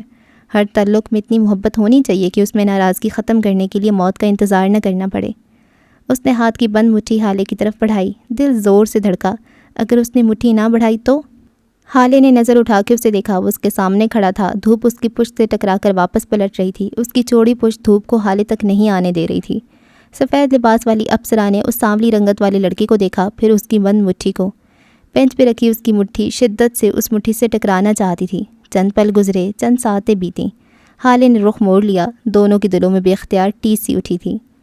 ہارون کا دل زخمی ہو گیا، روح کو جیسے کسی نے چیر دیا ہو۔ اس نے مٹھی گرا دی، پارک کی فضاؤں نے نوحے بلند کیے، دھوپ نے بین کیا، پیڑوں نے ماتم کیا، سانولے چہرے والا لڑکا مڑ گیا، زخمی دل اور بھری ہوئی آنکھوں کے ساتھ۔ پیچھے بینچ پہ بیٹھی لڑکی کی آنکھوں سے ایک سیل رواں ہوا، دل میں کوئی زور سے جکڑ رہا تھا۔ اس نے ہارون کو کھو دیا تھا، اس سے بڑی اذیت کیا ہوگی؟ لیکن اگر ہارون اس کے ساتھ رہے گا تو وہ خود کو کھو دے گا، یہ اذیت زیادہ بڑی تھی۔ اس نے ایک سچے اور نیوٹرل انسان کو جھوٹا اور کرپٹ بنا دیا۔ وہ اس سے دور تھا لیکن خوش تھا، حالے اس کی خوشی کے لیے سب کچھ کر سکتی تھی۔ عمر اسے دور جاتا دیکھتا رہا، پھر اپنی جگہ سے ہٹا، چھوٹے چھوٹے قدم لیتا وہ اس کے قریب آنے لگا۔ سفید شرٹ والا لڑکا پارک کا جنگلہ پار کرتا روڈ پہ آ گیا، وہ شکستہ قدموں سے اپنی گاڑی کی طرف جا رہا تھا، آنکھیں برسنے کو بےتاب تھیں۔ اس کے اور حالے کے درمیان بس یہی ایک جنگلہ تھا، اس جنگلے کے پار سڑک تھی۔ وہ اپنی گاڑی کو دیکھتا باہر آیا، تبھی اسی لمحے اس نے ایک تیز رفتار گاڑی کو اپنے بالکل قریب آتے دیکھا۔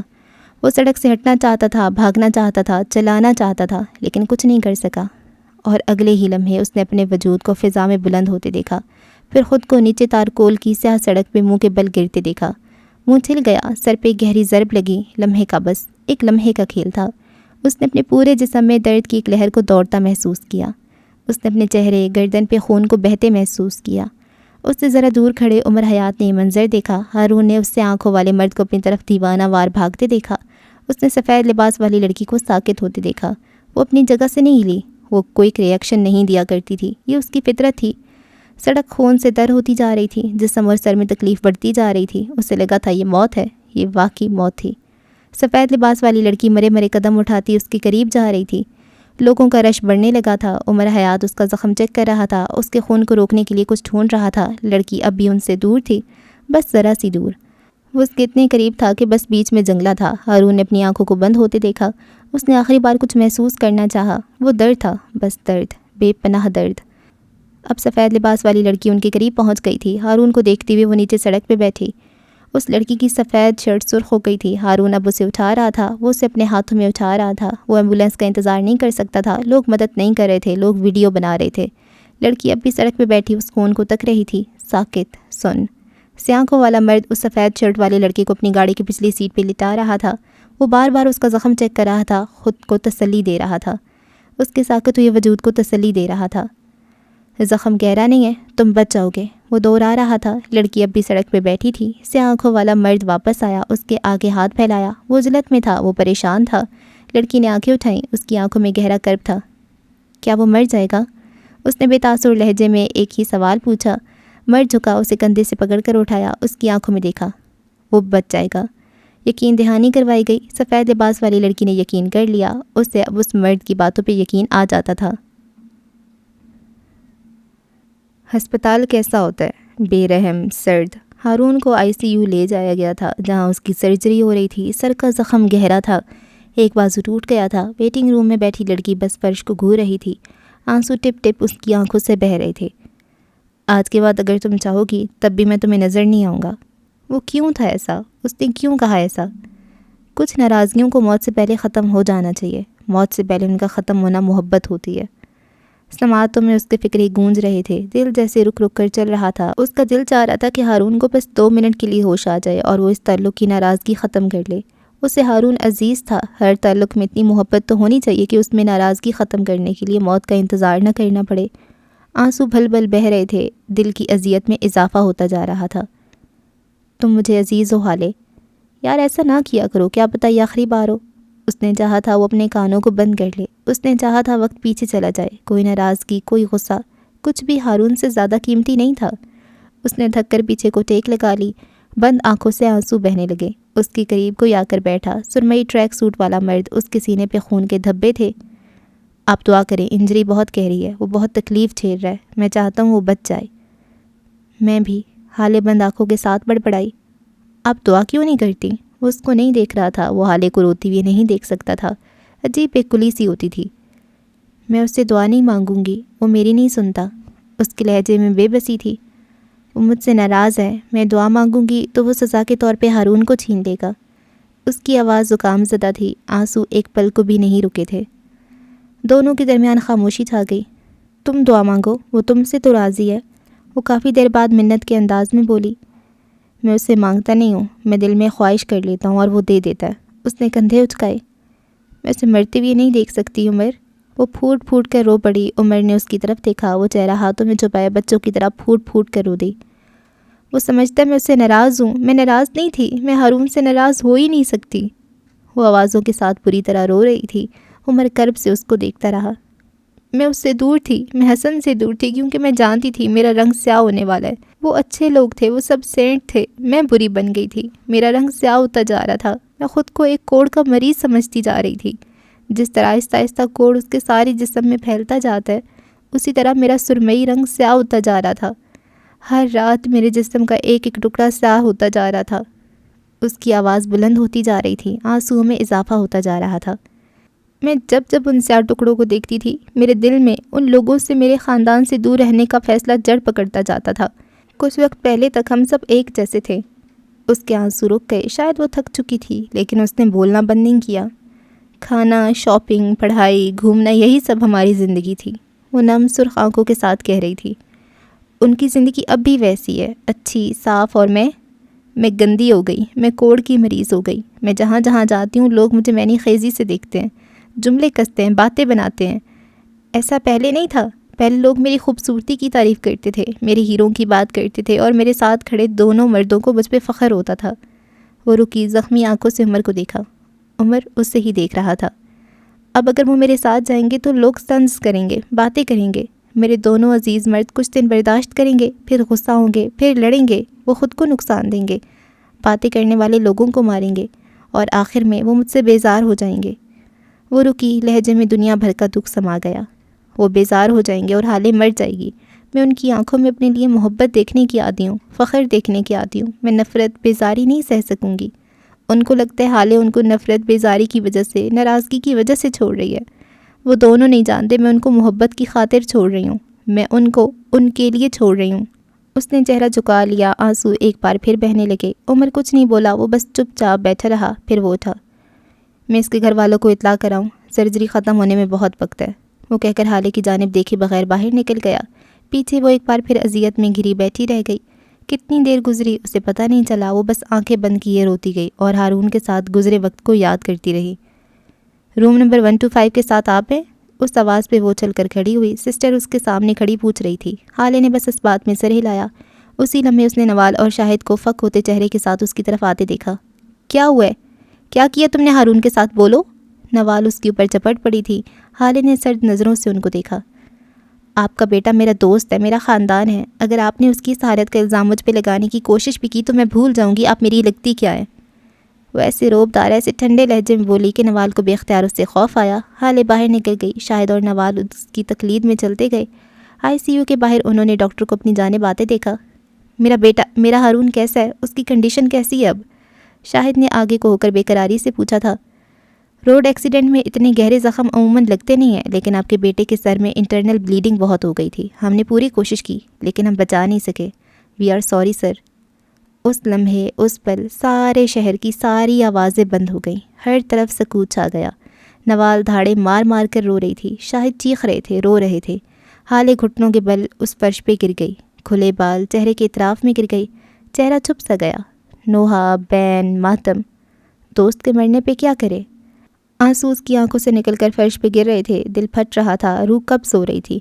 سانس اکھڑ رہا تھا۔ وہ فرش پہ چہرہ جھکائے بس بے آواز رو رہی تھی۔ کچھ ناراضگیوں کو موت سے پہلے ختم ہو جانا چاہیے۔ موت کے بعد ان کا ختم ہونا مجبوری ہوتی ہے۔ موت سے پہلے ان کا ختم ہونا محبت ہوتی ہے۔ ہر تعلق میں اتنی محبت تو ہونی چاہیے کہ اس میں ناراضگیوں کے ختم ہونے کے لیے موت کا انتظار نہ کیا جائے۔ شاہد کے رونے کی آواز، نوال کی دھاڑے مار مار کر رونا، حالے کے بے آواز آنسو، ساری آوازیں بے معنی تھی اور بس ہارون شاہد کی موت سے قبل گونجی ہوئی آواز معنی رکھتی تھی۔ ساری دنیا بھی اگر تمہیں چھوڑ دے تو ہارون شاہد وہ واحد آدمی ہوگا جو تمہارے ساتھ ہوگا۔ وہ صحیح کہتا تھا، وہ دنیا تھا۔ ہارون مر گیا تھا۔ حالے کو لگا ساری دنیا مر گئی۔ وہ ہسپتال کے سامنے والے بینک سے کچھ کیش نکلوانے گیا تھا۔ اپنے ٹریک سوٹ کی جیب میں رقم اڑستا وہ واپس ہسپتال آیا۔ اس کی حالت ابتر تھی۔ سینے پہ جا بجا خون کے دھبے تھے، بال بکھرے ہوئے تھے، آنکھیں سرخ۔ وہ کال پہ بات کرتا ہوا آ رہا تھا۔ دفتن وہ رکا۔ ایک وارڈ کے باہر اس کے قدم تھمے۔ وارڈ کے اندر سے کوئی شناسا آواز آ رہی تھی۔ وہ اس آواز کو جانتا تھا۔ لمحے کے 1000ویں حصے میں اس نے اس آواز کو ڈیکوڈ کیا تھا۔ وہ آہستگی سے وارڈ کا دروازہ کھولتا اندر آیا، البتہ اس کا چہرہ عجیب تھا۔ وارڈ میں ایک قطار سے ذرا سے فاصلے پہ بیڈ لگے تھے۔ کوئی تیسرے بیڈ پہ وہ عورت بیٹھی تھی جس کی آواز پہ عمر یہاں تک آیا تھا۔ اس کے قدم من بھر کے ہو رہے تھے، آنکھوں میں عجیب خوف تھا۔ ہاں، عمر حیات کی آنکھوں میں آج خوف تھا۔ وہ عورت اب ڈاکٹر پہ چیخ رہی تھی۔ اس کی حالت پہ کسی پاگل کا گمان ہوتا تھا۔ میرا علاج کرو، خدا کا واسطہ میرا علاج کرو، وہ ڈاکٹر کے سامنے ہاتھ جوڑے کہہ رہی تھی، پھر اپنے سر پہ زور زور سے ہاتھ مار رہی تھی۔ یہ دیکھو، یہاں کچھ ہے، کوئی کیڑا ہے جو رینگ رہا ہے، میرے سر میں کچھ ہے، اس کو نکالو، خدا کے لیے اس کو نکالو۔ وہ رو رہی تھی، پاگلوں کی طرح دہائی دے رہی تھی۔ یہ وہی تھی، باخدا یہ وہی تھی۔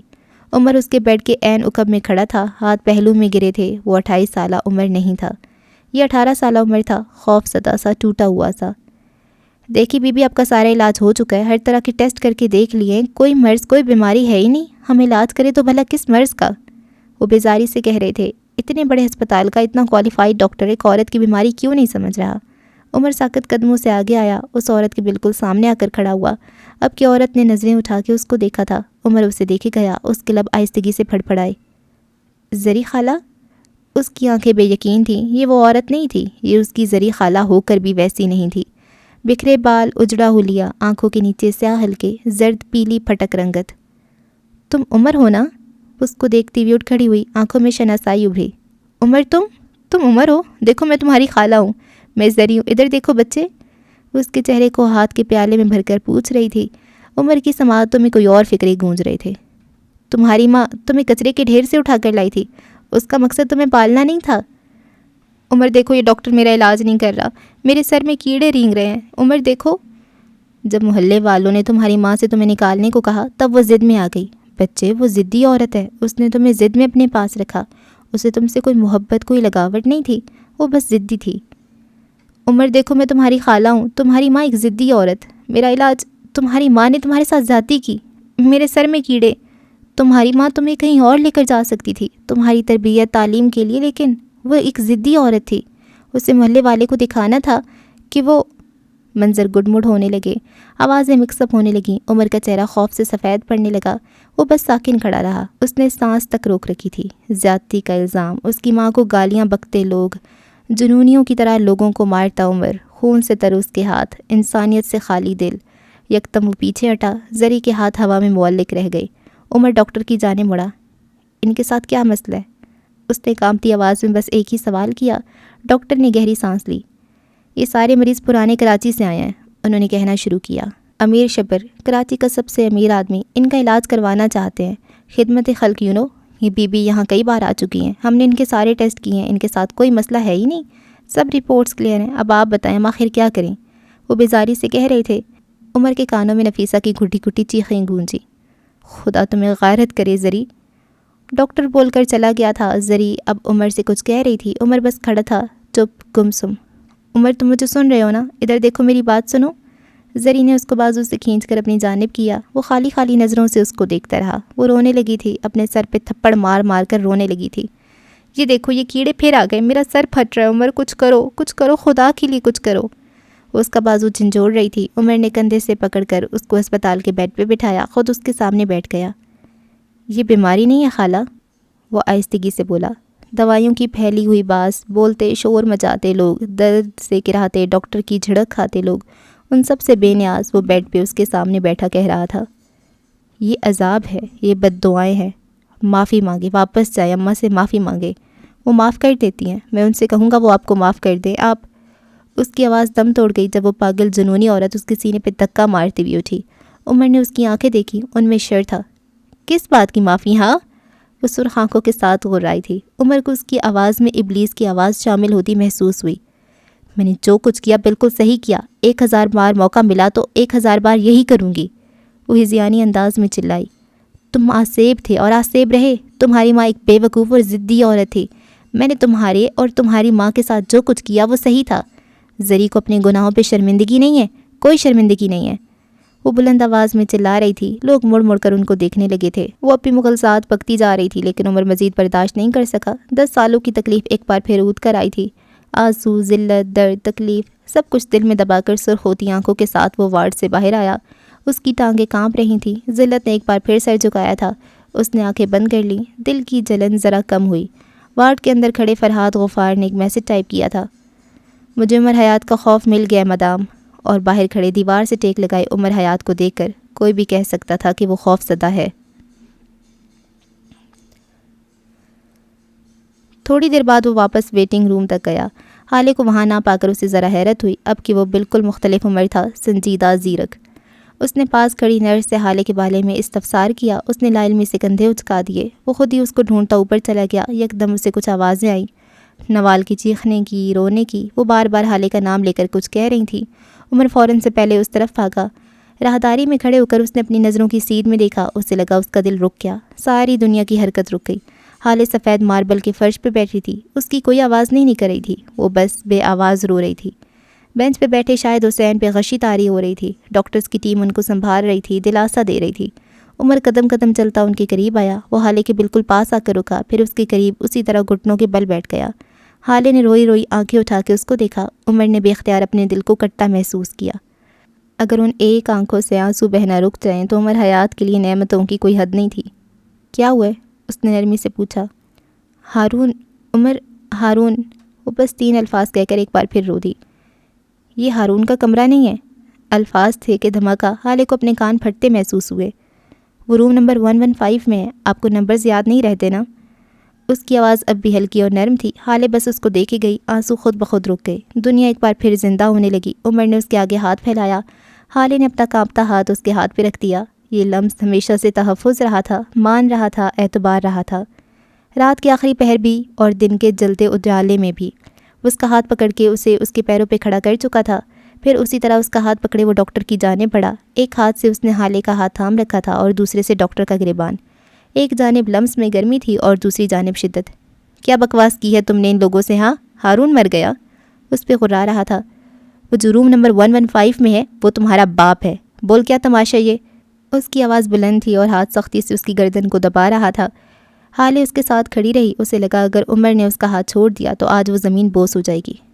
دیکھیں سر، میرا گریبان چھوڑیے، وہ بمشکل بول سکا۔ بولو کس کی بات کر رہے ہو تم؟ کیا نام ہے تمہارے مریض کا؟ وہ پہلے سے زیادہ بلند آواز میں تھاڑا۔ ہارون وقار، وہ کھڑتے ہوئے سانس اور خوف کے درمیان بولا۔ روتی آنکھیں چمک اٹھیں، بین کرتے چہرے شانت ہوئے۔ وہ جن کو لگا تھا دنیا مر گئی، ان کے لیے خدا نے معجزے کر دیے۔ حالے نے خالی خالی آنکھوں سے عمر کو دیکھا۔ عمر جل کر بڑبڑایا، میرا دل جلانے کے لیے پیدا ہوا ہے وہ سرمئی بلا، ہاں کہیں مر ہی نہ جائے۔ تھوڑی دیر بعد وہ سب ICU کے باہر کھڑے تھے۔ ہسپتال کے کمروں کے باہر کھڑے ہو کر کیا جانے والا انتظار دنیا کا سب سے برا انتظار ہوتا ہے۔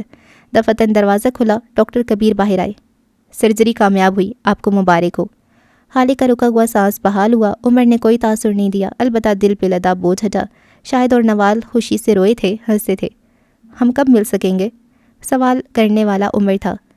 فی الحال تو نہیں، کم از کم 1-2 دن نہیں۔ اگر آپ کو ملنے کی اجازت دے بھی دیں تو آپ نے ان سے کوئی بات نہیں کرنی۔ سرجری صرف کامیاب ہوئی ہے، اصل تکلیف تو اب شروع ہوئی ہے۔ کافی عرصہ اب وہ شاید چڑچڑے رہیں یا شاید درد ہوتا رہے، لیکن وہ زندہ ہیں۔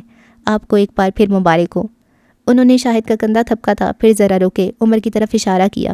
یہ نوجوان آپ کے بیٹے کو ہاتھوں میں اٹھا کر لایا MNA صاحب، ہم سے زیادہ آپ کو ان کا شکر گزار ہونا چاہیے۔ شاہد نے تشکر سے اس کو دیکھا۔ آپ میرے آفس میں آ جائیں پلیز، ہمیں بات کرنی ہے۔ وہ شائستگی سے کہہ کر مڑ گئے۔ شاہد اس کے قریب آئے، ممنونیت سے اس کو دیکھا۔ میں تمہارا شکریہ کس طرح ادا کروں؟ وہ بھی کچھ اور کہتے جب عمر نے ان کی بات کاٹ دی۔ اپنی جیب سے ایک چھوٹی پرچی نکال کے ان کے ہاتھ میں رکھی۔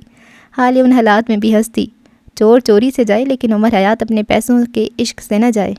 یہ رہا بل، اب تک آپ کے بیٹے پہ میری حق حلال کی کمائی کے 15 لاکھ لگ چکے ہیں اور میرے دل بیٹھا جا رہا ہے۔ شام تک سارے پیسے میرے اکاؤنٹ میں ڈلوا دیجیے گا، ورنہ شاید آپ کے بیٹے کی جگہ میں ہسپتال میں داخل ہو جاؤں گا۔ وہ لیے دیے انداز میں کہہ کر مڑا، پھر رکا، نوال کے چہرے کو دیکھا۔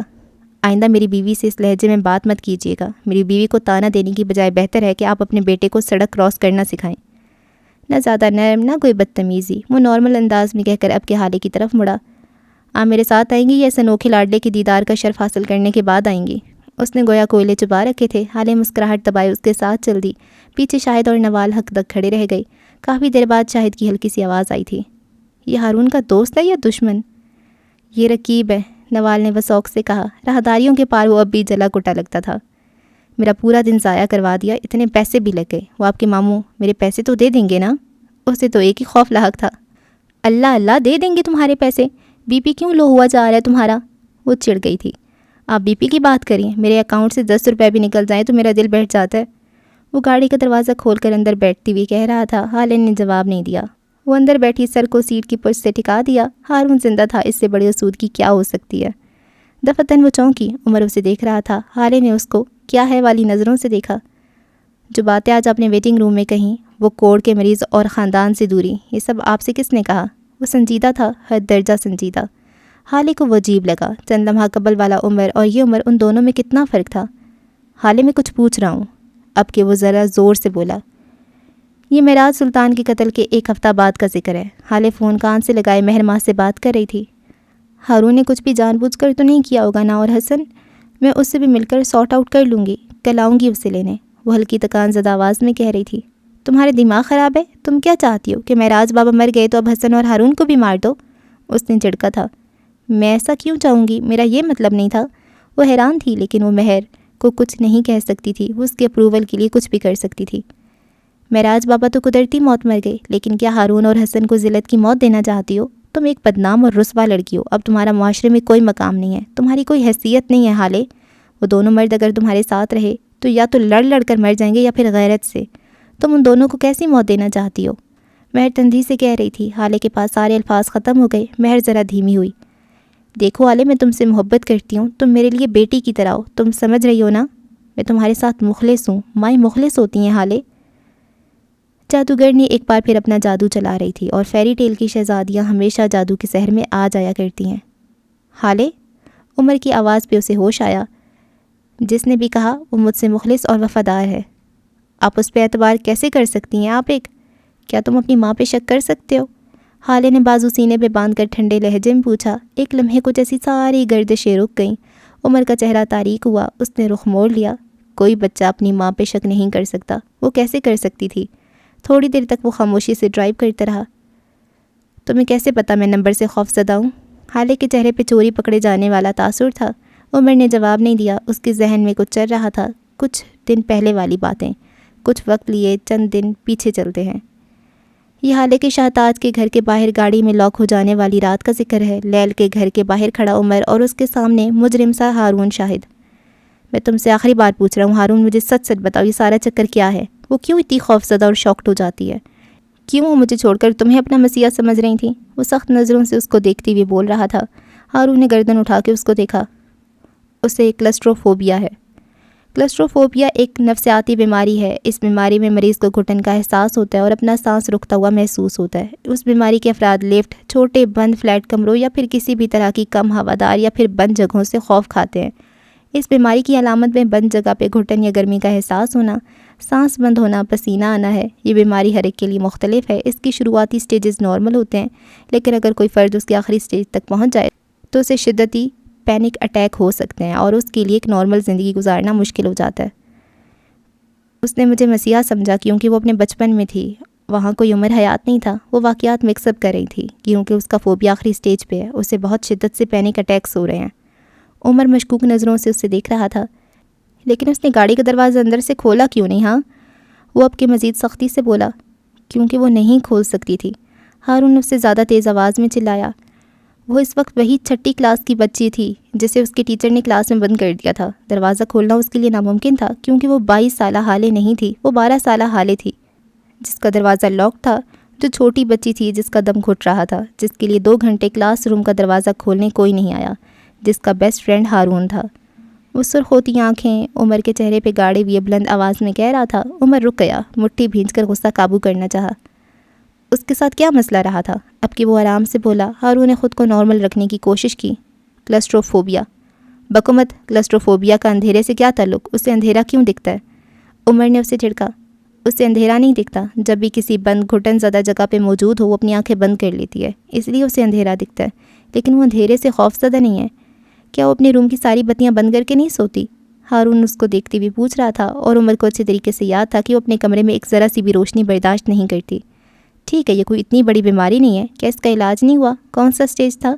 عمر نے جیسے خود کو تسلی دینی چاہیے۔ حالے کی بیماری کبھی پہلے سٹیج سے شروع ہوئی ہی نہیں، اسے بچپن میں بھی لاسٹ سٹیج تھا اور آج بھی۔ ہارون نے سر جھٹک دیا۔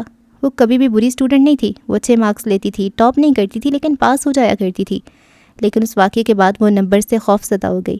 اب اسے کبھی بھی نمبرز یاد نہیں رہتے، نمبرز اس کا خوف ہے۔ ہارون بتا رہا تھا اور وہ سن رہا تھا۔ معراج انکل نے اس کا بہت علاج کروایا، اس بیماری کے لیے زیادہ تر سیشنز کی ضرورت نہیں پڑتی، لیکن حالے کی بیماری ٹراما بن گئی تھی۔ کچھ عرصہ علاج ہوا، لیکن پھر حالے نے کہا اسے اب یہ سب نہیں چاہیے اور اس نے اداکاری کرنا شروع کر دی۔ اس نے مجھ سے ساتھ دینے کو کہا، میں راضی نہیں ہوا، لیکن جب حالے نے کہا کہ اگر میں نے اس کی بات نہ مانی تو وہ مجھے چھوڑ دے گی، تب میں ڈر گیا اور راضی ہو گیا۔ وہ میری دوست تھی اور لعنت ہو ایسی دوستی پہ، عمر نے حقارت سے کہا۔ ہارون نے گردن اس بات میں ہلائی۔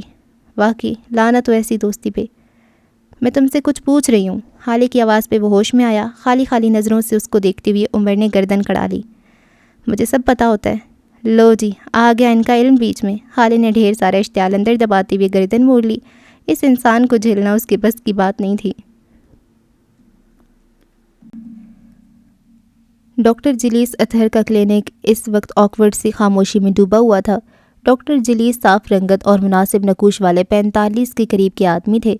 سادہ سیولی اور سرخ آنکھوں کے ساتھ بیٹھا سفیر سلطان اور مہرماں ان کے سامنے والی کرسیوں پہ براجمان تھے۔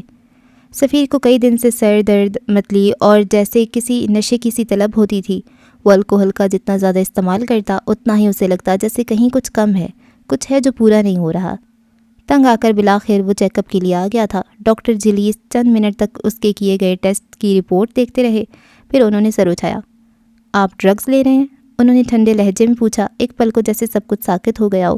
کلینک کے صوفے، ڈاکٹر کے حکم میں رکھی سجاوٹی الماری، سبز دیواریں، ہر ایک نے جیسے منہ پہ ہاتھ رکھ لیا ہو۔ کیا مطلب؟ سفیر مارے شوق کے بس 2 ہی لفظ بول سکا۔ سفیر سلطان، آپ ڈرگز لیتے ہیں، آپ کے جسم میں ڈرگز کی بھاری مقدار پائی گئی ہے۔ تقریباً 1.5-2 ماہ سے آپ ڈرگز لے رہے ہیں اپنی ڈرنک کے ساتھ، لیکن شاید کبھی کسی دن آپ خود کو روکتے ہوئے ڈرگز نہیں لیتے اور اسی دن آپ کے جسم میں بے چینی، بے سکونی رہتی ہے۔ وہ بول رہے تھے اور مہرماں دم سادھے ان کو سنے جا رہی تھی۔ یہی حالت سفیر کی تھی۔ سفیر سلطان اور ڈرگز، امپاسبل۔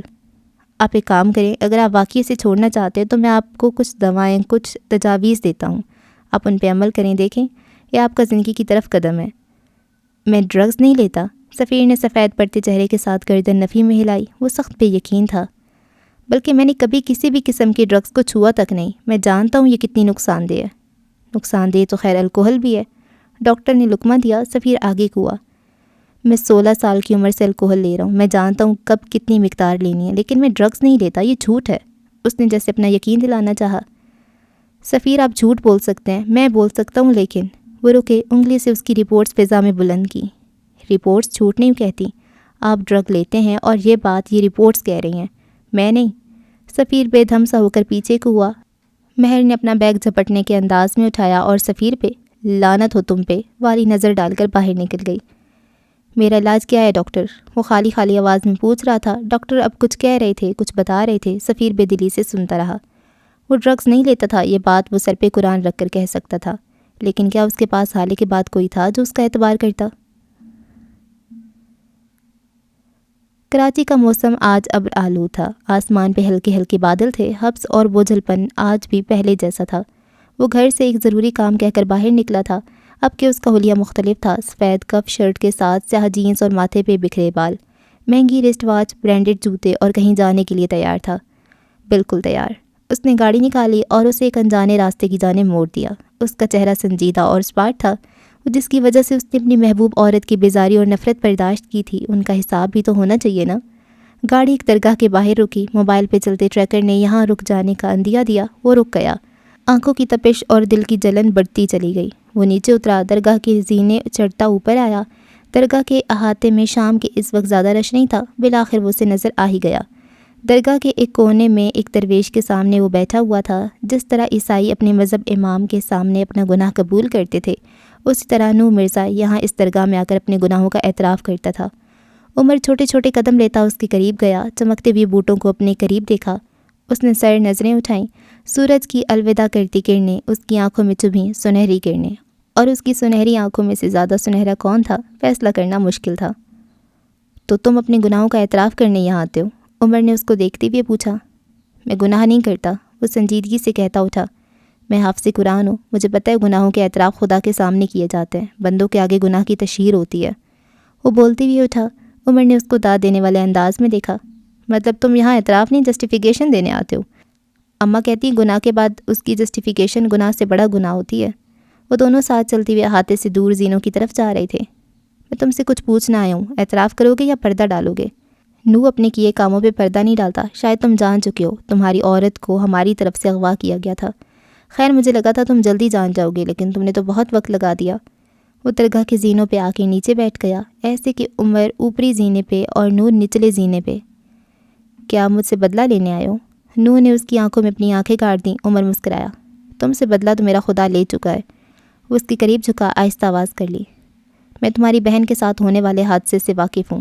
نور کو لگا تھا جیسے آسمان اس کے سر پہ آن گراؤ۔ لیکن مجھے دکھ ہے اور ایک سوال بھی کہ کب تک؟ آخر کب تک ہمارے گھروں کی عورتیں اپنے باپ، بھائی، شوہر کے کیے گئے گناہوں کا عذاب خود پہ جھیلیں گی؟ مقافات عمل میں ہمیشہ گھر کی بہن یا بیٹی کیوں گھسیٹی جاتی ہے؟ کیوں کبھی مرد کو اس کی گناہ کی سزا خود نہیں جھیلنی پڑتی؟ کیوں ہمیشہ نور مرزا کا گناہ نرمین کے سر آ جاتا ہے؟ اپنی بکواس بند کرو۔ وہ یکدم دھاڑا تھا، اس کی آنکھیں سرخ تھیں، غیرت سے، ذلت سے۔ درگاہ کے کبوتروں نے اپنے کانوں پہ ہاتھ رکھ لیے، درویشوں نے ناگواری سے اس کو دیکھا، لیکن وہ پھٹ پڑا۔ میں نے ایسا کوئی گناہ نہیں کیا جس کی سزا میری بہن کو ملے۔ میں نے نیکی کی تھی، خدا نے میری نیکی قبول ہی نہیں کی۔ وہ خدا چھوٹی چھوٹی غلطیاں دیکھتا ہے، لیکن بڑی بڑی نیکیوں کو وہ دیکھتا ہی نہیں۔ اس کی آواز میں نمی گھلتی جا رہی تھی۔ میں نے ایک عورت کو اغوا کیا، ہاں میں نے غلط کیا، وہ اپنے سینے پہ انگلی رکھ کے کہہ رہا تھا۔ عمر خاموش سا اس کو دیکھتا رہا۔ لیکن میں نے اس عورت کو کوئی نقصان پہنچنے نہیں دیا، میں نے اس کی عزت کی حفاظت کی، میں نے اسے ایک ایسے مرد کے حوالے کیا جو خود تو مر سکتا ہے لیکن اس عورت پہ آنچ بھی نہیں آنے دے سکتا۔ میں نے نیکی کی لیکن خدا نے قبول نہیں کی، اسے میری نیکیاں کبھی اچھی ہی نہیں لگیں۔ وہ تھک کر نیچے بیٹھ گیا، شکستگی سے، کرب سے۔ عمر ویسے ہی پرسکون ٹھنڈی ٹھار نظروں سے اسے دیکھتا رہا۔ تم نے کوئی نیکی نہیں کی نو؟ عمر کی آواز اسے چابک کی طرح لگی، وہ بل کھا کر رہ گیا۔ اس عورت کو میرے حوالے کرنا نیکی نہیں جسٹیفیکیشن تھی جو ایک لمبے عرصے تک تم اپنے گلڈ کو دینا چاہتے تھے۔ نو پھٹی پھٹی آنکھوں کے ساتھ اسے دیکھے گیا۔ بلکہ تم نے اسے میرے حوالے بھی نہیں کیا، تم نے اسے ایک 2 ٹکے کے ڈرائیور کے حوالے کیا۔ کیا تمہیں اس ڈرائیور پہ بھی یقین تھا؟ تم نے اسے گاڑی کی ڈگی میں بند کر دیا جیسے وہ کوئی سامان ہو، تم نے اسے ذہنی مریض بنا دیا۔ تمہیں لگتا ہے یہ نیکی ہے؟ الفاظ تھے کہ سیسا، نو کو لگا وہ جل رہا ہے، پگھل رہا ہے۔ اگر تم اسے بغیر نکاح کے، بغیر کسی تعلق کے میرے حوالے بھی کرتے تو یہ نیکی نہیں ہوتی۔ میں مرد ہوں اور وہ عورت، کیا آگ کی حفاظت پیٹرول سے کروائی جاتی ہے؟ یہ سوال نہیں تھا، لیکن پھر بھی نو کو اس کا جواب نہ ہی لگا۔ تم گلٹی تھے نو، تم جب بھی گناہ کرتے ہو تم گلٹی ہوتے ہو، لیکن معافی مانگنے کی بجائے اپنی اصلاح کرنے کی بجائے تم جسٹیفیکیشن ڈھونڈتے ہو۔ اس بار تمہاری جسٹیفیکیشن میں تھا، خدا نے تمہاری جسٹیفیکیشن تمہارے منہ پہ دے ماری۔ اب اپنے گناہوں کو اون کرنا سیکھو۔ ایک عورت کے لیے ایک غیر محرم مرد کبھی بھی تحفظ نہیں ہوتا۔ وہ مرد چاہے 2 سال کا بچہ ہو یا 60 سال کا بوڑھا، وہ رہتا مرد ہی ہے اور غیر محرم بھی۔ سو آئندہ اپنی جگہ سے اٹھا۔ اپنی گناہوں میں میرا نام جسٹیفیکیشن کے طور پہ نہ لینا۔ تمہاری بہن کے ساتھ جو کچھ بھی ہوا وہ تمہارا مکافات تھا جو اس معصوم نے جھیلا۔ لعنت ہو تم پہ نوح مغل، لعنت۔ نوح نے اتنی زور سے گردن اٹھائی کہ گردن چٹکنے کی آواز آئی۔ اس نے مجھے مغل کہا؟ میں نے کئی بار سوچا میں تم سے کیسا انتقام لوں، کیا کروں، لیکن آج میں نے فیصلہ کر لیا کہ میں تم سے کوئی انتقام نہیں لوں گا اور یہی میرا انتقام ہوگا۔ تم یہی چاہتے تھے نا کہ میں تمہیں سزا دوں تاکہ تم ضمیر کی قید سے آزاد ہو سکو۔ نوح شل تھا، ساکت، اس کا چہرہ سفید پڑ رہا تھا۔ عمر اس پہ ایک آخری نظر ڈال کر نیچے اترتا چلا گیا۔ دفتن وہ رکا، نیچے سے گردن اٹھا کر اس پچھتاووں میں گھرے انسان کو دیکھا۔ خدا لا علمی ان کو دیتا ہے جن پہ اس نے کرم کرنا ہو، وہ بلند آواز میں وہیں سے پکارا۔ میں ایک عرصہ لا علم رہا کیونکہ مجھے وہ پسند کرتا ہے۔ میں سوچ رہا ہوں یہ کرم تم پہ کیوں کیا؟ تم نے مجھے لا علمی کا عذاب دیا تھا نا نوح، آج میں تمہیں علم دیتا ہوں۔ یقین مانو یہ اس سے زیادہ بڑا عذاب ہے۔ تمہاری بہن کا مجرم تمہاری ماں کے مجرم کا بیٹا ہے، تمہارے گھر کو گھر کے چراغ سے آگ لگی ہے۔ وہ کہتا ہوا باقی بچے زینے بھی طے کر گیا۔ نوح اسی طرح کھڑا رہا، برف مجسم، بے حرکت۔ اس کے کانوں میں بس ایک ہی فکرہ گونج رہا تھا، وہ میری بہن نہیں تمہاری بہن ہے۔ عمر حیات کا بنگلہ اداس تھا، سارے دن عجیب کلی میں گزرا۔ وہ ہسپتال سے آ تو گئی تھی لیکن مجال ہے جو ایک لمحہ بھی چین آیا ہو۔ اس نے کئی بار ڈاکٹر کو کال کر کے ہارون کی طبیعت پوچھی تھی۔ وہ اداس تھی، بے حد اداس۔ ساتھ ساتھ اسے بار بار ہارون کی باتیں یاد آ رہی تھیں۔ کیا وہ واقعی ٹاکسک تھی؟ کبھی اسے لگتا وہ ٹاکسک تھی لیکن اگلے ہی لمحے وہ اس خیال کو جھٹک دیتی، ہارون کو چاہیے میں جیسی بھی ہوں مجھے اسی طرح قبول کرے۔ یہ بات وہ خود کو 1000 دفعہ کہہ چکی تھی۔ اس کے موبائل پہ مہرماں کی کالز آ رہی تھیں لیکن وہ پک نہیں کر رہی تھی۔ وہ بس اپنے کمرے میں فرش پہ بیٹھی اوپر گھومتے پنکھے کو دیکھ رہی تھی۔ چپ، گمسم، دل ویران تھا، خالی تھا۔ اگر ہارون کو کچھ ہو جاتا تو وہ خود کو کس طرح معاف کرتی؟ دفتن اس کے کمرے کا دروازہ ہلکی سی چر کی آواز کے ساتھ کھلا۔ اسے پتہ تھا کون ہوگا۔ وہ اسی طرح بیٹھی رہی۔ وہ اسی صبح والے سفید لباس میں تھی، خون کے دھبے دامن پہ لگے ہوئے تھے، بال الجھے بکھرے ہوئے۔ نہ جانے اس کے بکھرے بال دیکھ کر عمر حیات کو انہیں سنوارنے کا خیال کیوں آتا تھا۔ وہ خاموشی سے اس کی الماری کی طرف گیا، لباس الٹ پلٹ کیے، پھر ایک جوڑا نکالا، انہیں قدموں واپس آیا، اس کے قریب پنجوں کے بل بیٹھا، لباس اس کی گود میں دھر دیا۔ جائیں چینج کرائیں، وہ نرمی سے بولا۔ حالی نے خالی خالی آنکھوں سے اس کو دیکھا، ان میں سوال تھے، شکوے تھے، بہت کچھ اور بھی تھا۔ عمر نے محض پلکیں جھپکا کے اسے تسلی دی، جیسے کہہ رہا ہو وہ سارے جواب دے گا۔ وہ بے دلی سے اٹھی، جوڑا ہاتھ میں پکڑے واش روم میں گھس گئی۔ 15 منٹ بعد وہ سادہ سے سرمئی جوڑے میں ملبوس باہر آئی، گیلی لٹیں ٹاول سے ڈھک رکھی تھی۔ شاید عمر کسی کام سے باہر گیا تھا، اسی لمحے وہ خود بھی واپس آ گیا۔ اس کے ہاتھ میں ٹرے تھی جس میں ایک چاکلیٹ کیک رکھا تھا۔ تمہارا برتھ ڈے ہے؟ وہ بھی اختیار پوچھ بیٹھی۔ عمر ہنس دیا۔ اگر ہوتا بھی تو آج مناتا نہیں۔ کیوں؟ سرمئی بلے کے سوئم کے گزرنے کا انتظار کرتا۔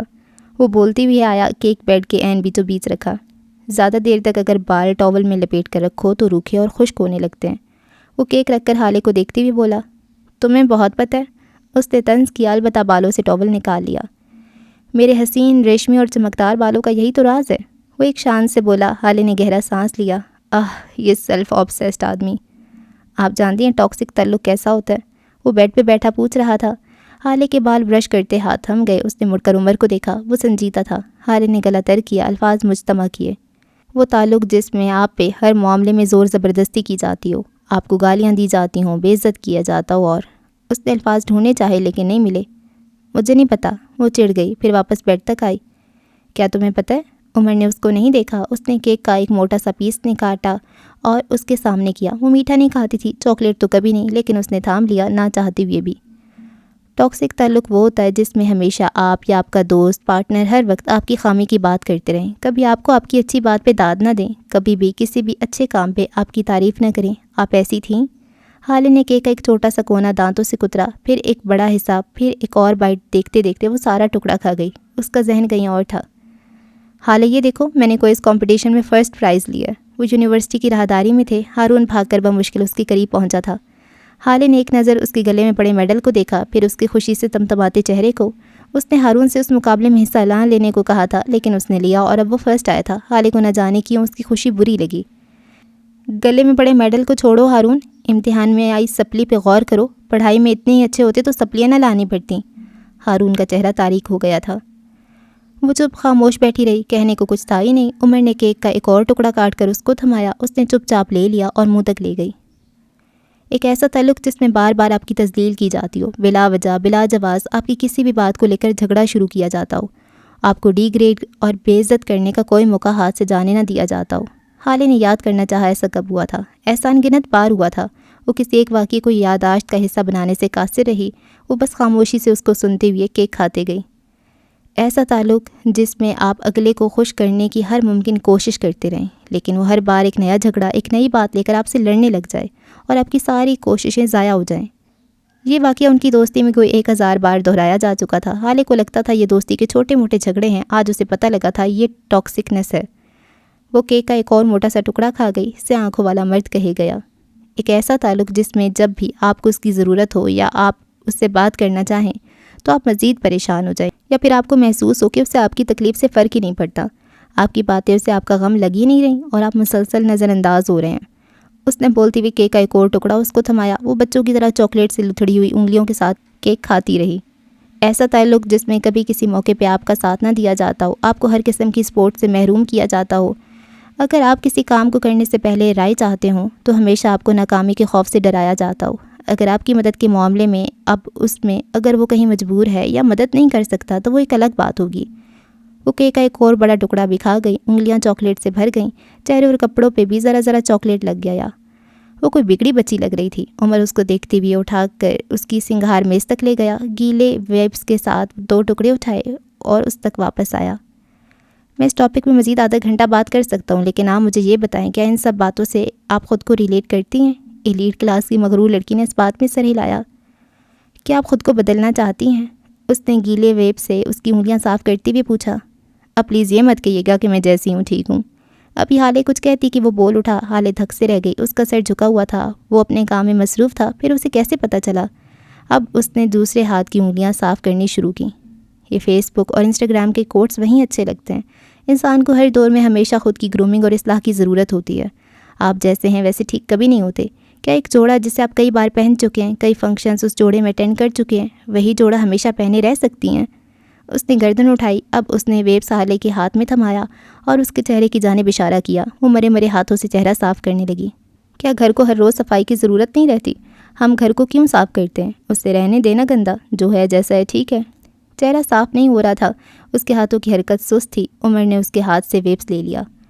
ایسا نہیں ہوتا حالے، پرانے کپڑے پہنو گے تو پھٹ جائیں گے، جسم نظر آئے گا، آپ سے بدبو آئی، کوئی انسان آپ کے قریب نہیں آئے گا۔ اس نے نرمی سے ویبس اس کے چہرے پہ لگانا شروع کیا۔ دائیں طرف سے چہرہ صاف ہونے لگا، چاکلیٹ کے گہرے بھورے دھبے صاف ہونے لگے۔ گھر خراب ہوگا تو خود کو کرائیت آئے گی، کیڑے مکوڑے پیدا ہوں گے، کھانا پانی مردار ہوگا، اور پھر گھر کے مکین تک آپ سے بیزار ہو جائیں گے۔ خود کو بدلیں حالے، مثبت تبدیلیاں بری نہیں ہوتی، وہ ضروری ہوتی ہیں۔ چہرے کی بائیں جانب چلتا اس کا ہاتھ رکا، چہرہ اب صاف تھا، دودھیا بے داغ۔ اس نے اپنے کیک کا ٹرے اٹھایا اور کھانے کو مڑا، وہ اسی طرح بیٹھی رہی۔ چاکلیٹ انسان میں خوشی کے ہارمونز پیدا کرتا ہے، آپ نے تو آدھا کیک کھا لیا اور اب تک اسی طرح بیٹھی ہیں۔ وہ مسکراہٹ دبائی کہہ رہا تھا۔ حالے نے اس کے کیک کے خالی ٹرے کو دیکھا اور پھر اپنے ہاتھ دیکھے۔ اللہ اللہ میں سارا کھا گئی، وہ صدمے سے بڑبڑائی۔ اللہ اللہ میری ساری ڈائٹ خراب ہو گئی، اللہ اللہ میں آج تمہارا قتل کر دوں گی عمر حیات۔ وہ غراتی بھی اٹھی تھی۔ عمر حیات کے بنگلے پہ اس وقت جنگ عظیم سوئم کا وقت ہوا چاہتا ہے۔ اچھا جی، اور میرا بھی کھانے کا ٹائم ہوا چاہتا ہے، اب تک کے لیے اتنا ہی۔ اور شکر ہے کسی نے حالے کی جو ٹاکسکنس ہے اس کو کہا کہ ہاں بھائی تم بی بی اتنی اچھی نہیں ہو، میں پرفیکٹ، میں وہ حالے حکومت کرنے کے لیے پیدا ہوئی ہے، حالے کا بخت، حالے کے پاس یہ ہے، حالے کے پاس وہ ہے، بھینس کی دم۔ میں پہلے دن سے کہہ رہی ہوں یار، حالے دیکھو، عمر کیا نام ہے، ہارون اس کو پسند کرتا ہے، یہ حالے کو پتہ تھا، وہ بار بار کہتا تھا کہ تم فیوچر میں ہم یہاں یہ ہوگا وہ ہوگا، مطلب اس کو بار بار کہتا تھا کہ ہماری شادی ہوگی، اس کا رشتہ بھی اس کے لیے آ رہا تھا۔ حالے کو وہ اس لحاظ سے پسند نہیں تھا کہ وہ اس کے ساتھ شادی کبھی بھی کرے گی، لیکن اس نے کبھی بھی اس کو کلیئر نہیں کیا، اس کو کبھی بھی نہیں کہا کہ یار ایسا نہیں ہے، ایسے مت کہو، میں تمہیں انٹرسٹڈ نہیں ہوں۔ اس نے اس کو ایز اے رکھ ہی رکھا کہ پسند کرتا ہے تو کرتا رہے نا، یہ تو زیادہ اچھی بات ہے. کوئی آپ کو پسند کرے، آپ کے ساتھ رہ رہا ہے، آپ اس کو اپنی مرضی سے یوز کرے جا رہے ہو دوستی کے نام پہ. تو یہ پہلے دن سے ہی میں کہہ رہی تھی کہ یہ حالے کی یہ بات مجھے اچھی نہیں لگ رہی. وہ اس کو صحیح سے کلیئر کیوں نہیں کر رہی. اور جب اس کو پتہ چلتا ہے کہ سفیر کے ساتھ وہ جب انٹرسٹڈ ہو جاتی ہے اور ان کا ہو جاتی ہے، بات چلنے لگ جاتی ہے، تو ہارون اپنے گھر میں بہت روتا ہے. اور وہ وہاں پہ جا کے اس کو صحیح کھری سنا کے آتی ہے کہ تم اپنی عزت نہیں کرتے، تم یہ نہیں کرتے، تم وہ نہیں کرتے، اور خود کو کچھ بھی نہیں.